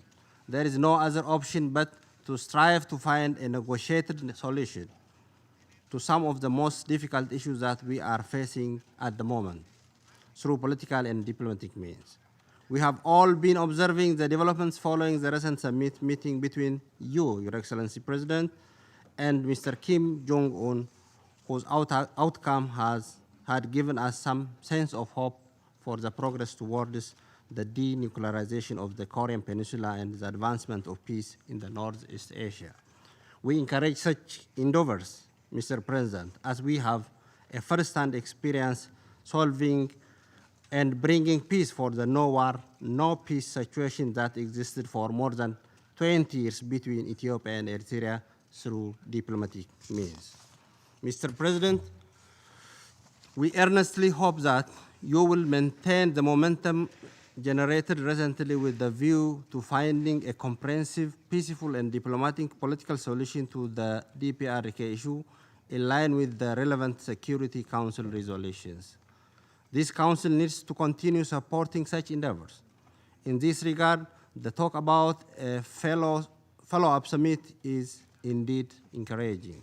We also welcome the outcome of the third Inter-Korean Summit in Pyongyang, and we hope this will lay the foundation for the concrete action towards sustainable peace, security, and complete and verifiable denuclearization on the Korean Peninsula in accordance with relevant Security Council resolutions.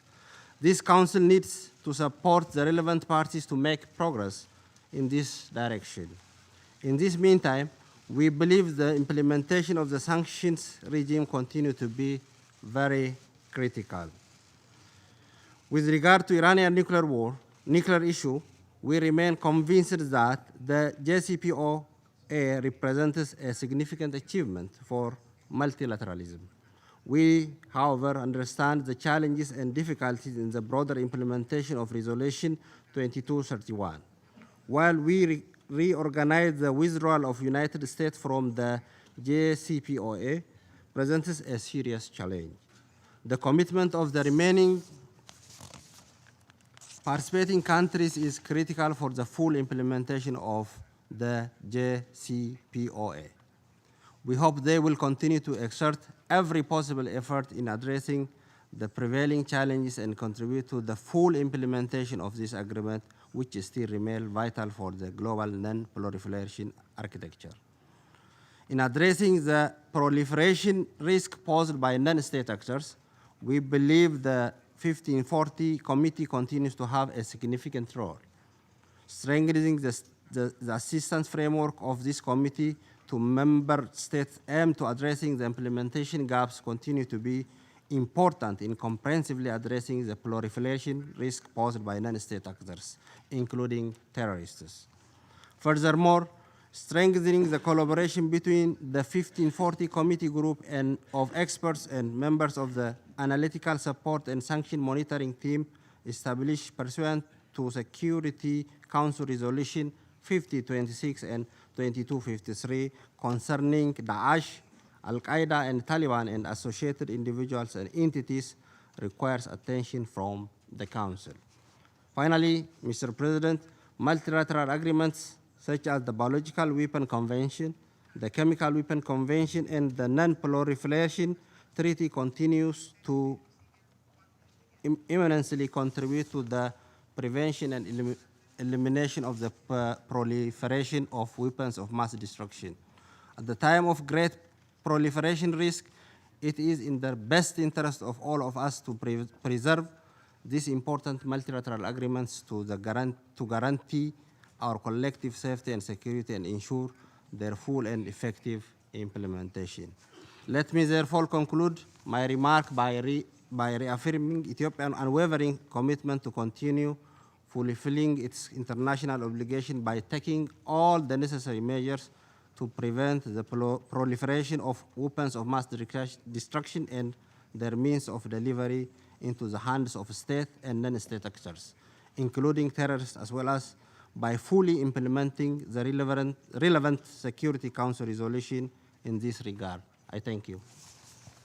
I thank the Minister for his statement, and I now give the floor to the Minister for Foreign Affairs of Kazakhstan. Thank you, Madam President. Excellencies, we are grateful to the U.S. Presidency for organizing today's summit meeting of world leaders focused on countering the spread and use of WMD.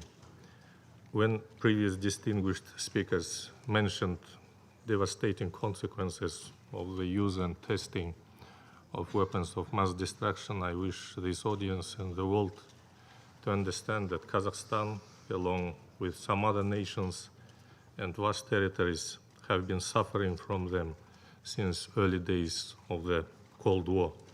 And this goal is very close to Kazakhstan's heart and is one of the key priorities of my country's foreign policy. Kazakhstan's firm and unwavering commitment to international peace and security commenced upon our independence in 1991.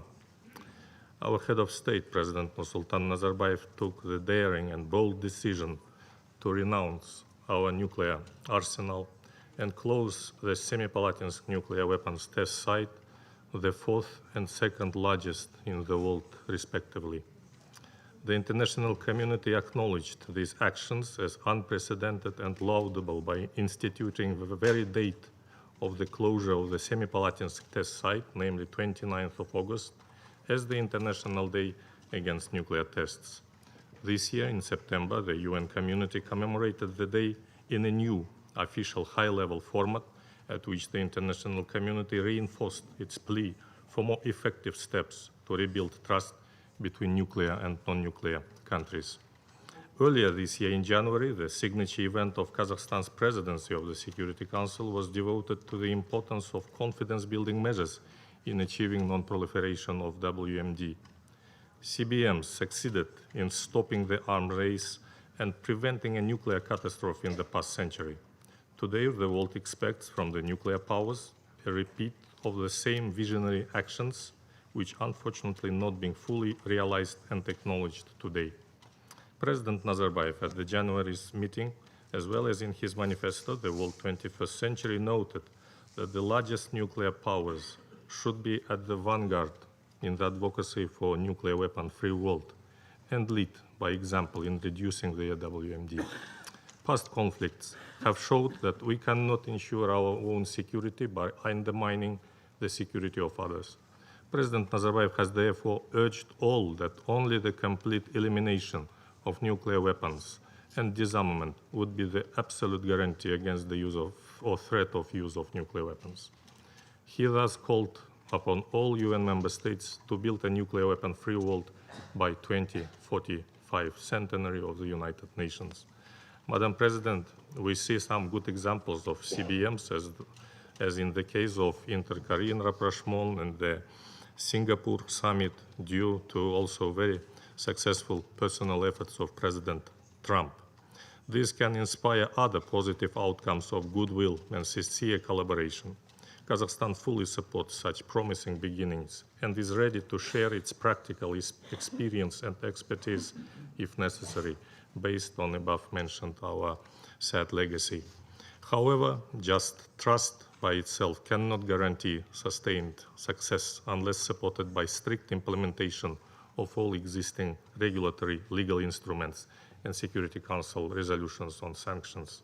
Without diminishing the role of NPT, it is clear that the world needs a stronger international legal framework against WMDs.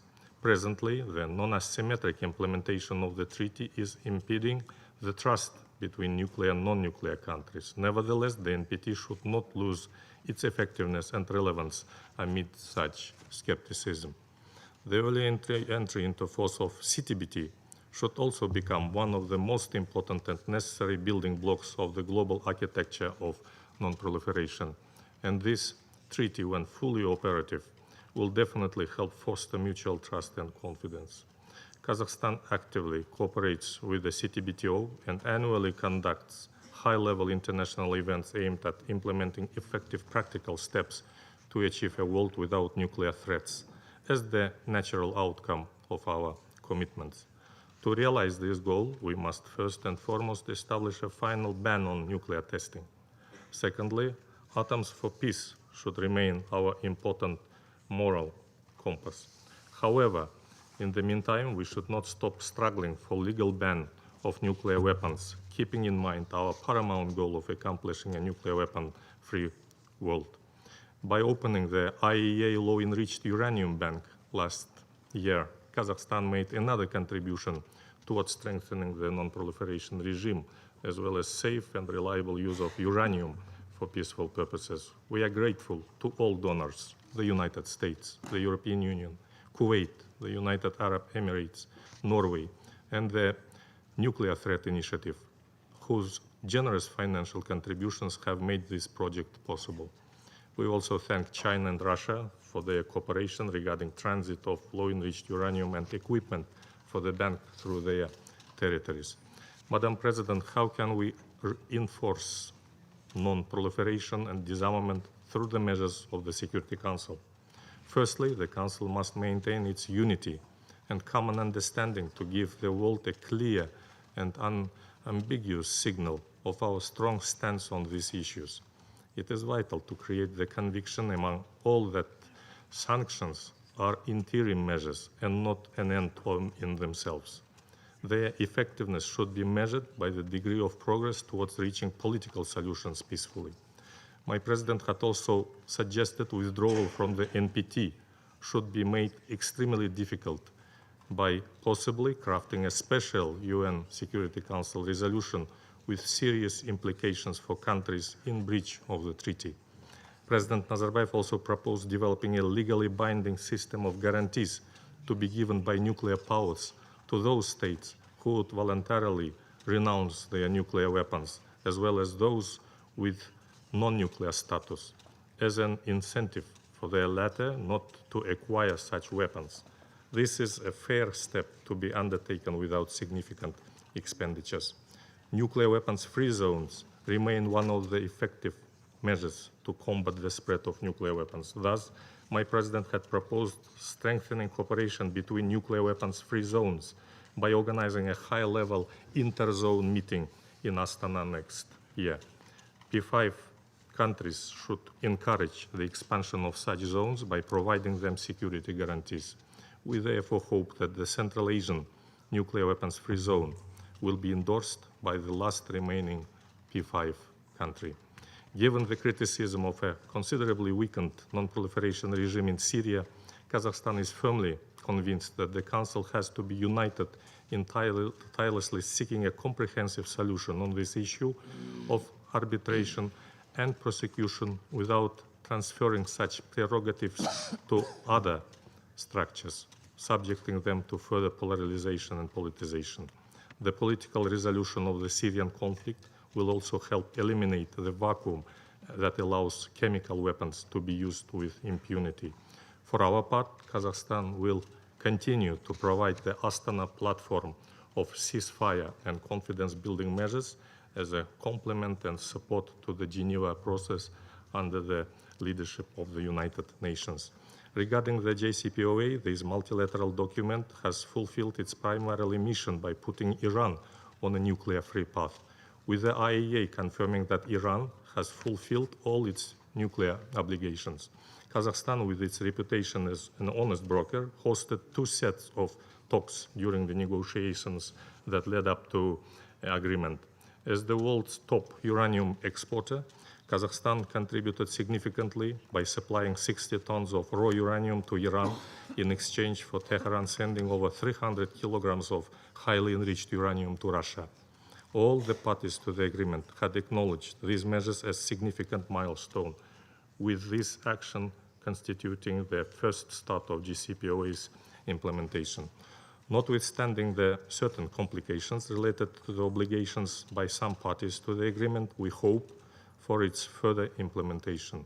We propose to consider new concerns and challenges through all possible means of diplomacy without destroying the previous hard-won achievements. Finally, Madam President, it is necessary for all in this Council to demonstrate responsibility, political will and wisdom to make a quantum leap towards of great historic significance. We need the moral compass to go from narrow national interests to a greater vision of a safe and secure world. Thank you for your attention. I thank the Minister for his statement, and I now give the floor to the Minister for Foreign Affairs of Sweden. Thank you, Madam President. From listening to all countries around this table, I heard support for the idea that multilateral and diplomatic efforts are urgently needed to address the challenges of today. International peace and security and preventing conflict and terrorism are rightly highest on our agenda. I therefore thank you, Madam President, for convening this important meeting on non-proliferation. So, Madam President, we were asked to comment on 4 themes in this briefing: sanctions efficiency, capacity to implement, non-state actors, and weapons of mass destruction. And I think that the answer to all of these questions is close multilateral cooperation.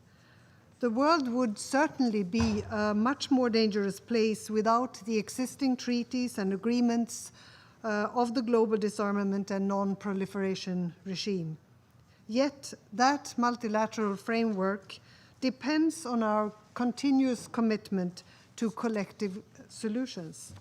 In many parts of the world, we see modernization of nuclear weapons arsenals, increased missile capacities, the threat of chemical weapons use, and a normalization in the rhetoric surrounding all weapons of mass destruction.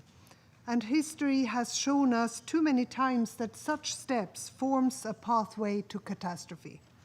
The nuclear weapon states bear a particular responsibility in upholding and making good on the commitment inherent in the NPT of a nuclear weapons-free world.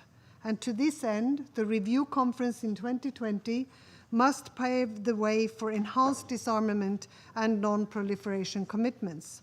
Equally, Sweden reiterates the call on all states to sign and ratify the CTBT. Madam President, the Non-Proliferation Treaty is the common tool towards disarmament and non-proliferation, but let me today also focus on 3 specific issues, and many of you have already touched upon them. The challenges, of course, to the Iran nuclear agreement, the DPRK's development of nuclear weapons, and the recurring use of chemical weapons. So first, the Joint Comprehensive Plan of Action, the Iran deal, is a historic achievement. It's a concrete example of effective diplomatic non-proliferation efforts. And this agreement prevents nuclear proliferation in Iran, but also aims to avoid ripple effects in the region. As the IAEA confirms, Iran continues to fulfill its nuclear obligations under the agreement. And as long as this is the case, the JCPOA effectively curtails Iran's ability to develop nuclear weapons. This is why Sweden, together with the rest of the European Union, deeply regrets the United States' unilateral withdrawal from the agreement, a decision with far-reaching consequences that makes our world more unsafe. And frankly, what are the alternatives to this agreement? Undercutting a concrete multilateral non-proliferation tool dangerously undermines our joint non-proliferation efforts elsewhere. Together with our EU partners, we will try to mitigate the adverse effects of the US policies. Sweden and the rest of the EU will continue to foster broad relations and dialogue with Iran, including on issues such as human rights. Iran's role in the region and missile activities are clearly a matter of concern. And these concerns can and should, however, be addressed separately and not at the expense of the JCPOA. Security in the Middle East region can only be achieved through diplomatic solutions and enhanced cooperation, not through further polarization and isolation. And remember, we've tried that before, for decades, isolation and sanctions. And all it did was to support the most conservative forces in Iran. That's a problem. Secondly, the DPRK's nuclear weapons program is a major threat to the global non-proliferation regime.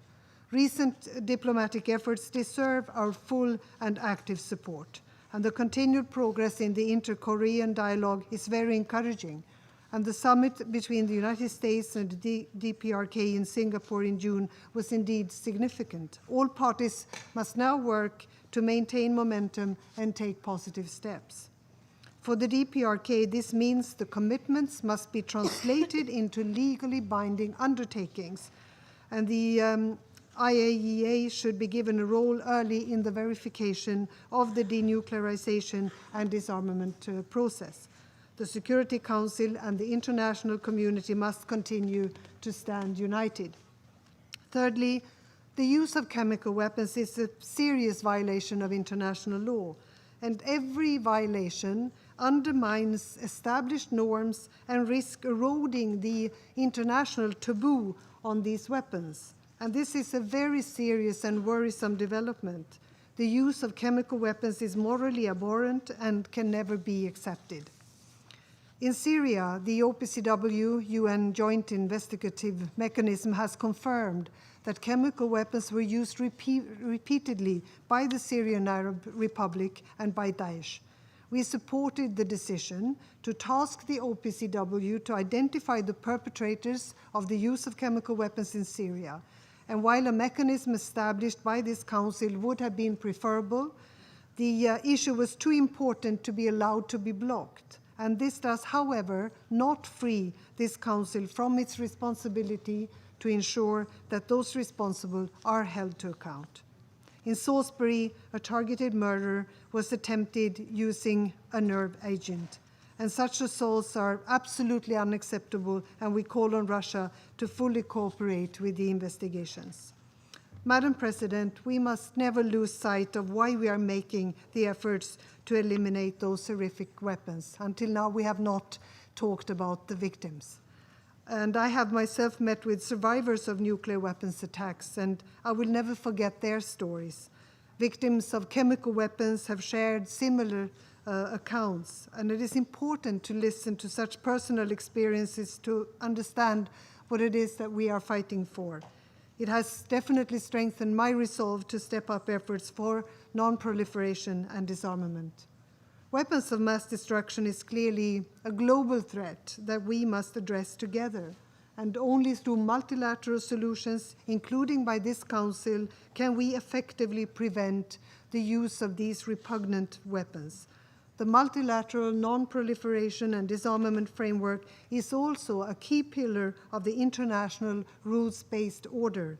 We owe this to the survivors and victims of past attacks, and we owe it to future generations. Thank you, Madam President. I thank the Minister for her statement. Thank you all for joining us here today. There are no more names inscribed on the list of speakers, and this meeting is adjourned.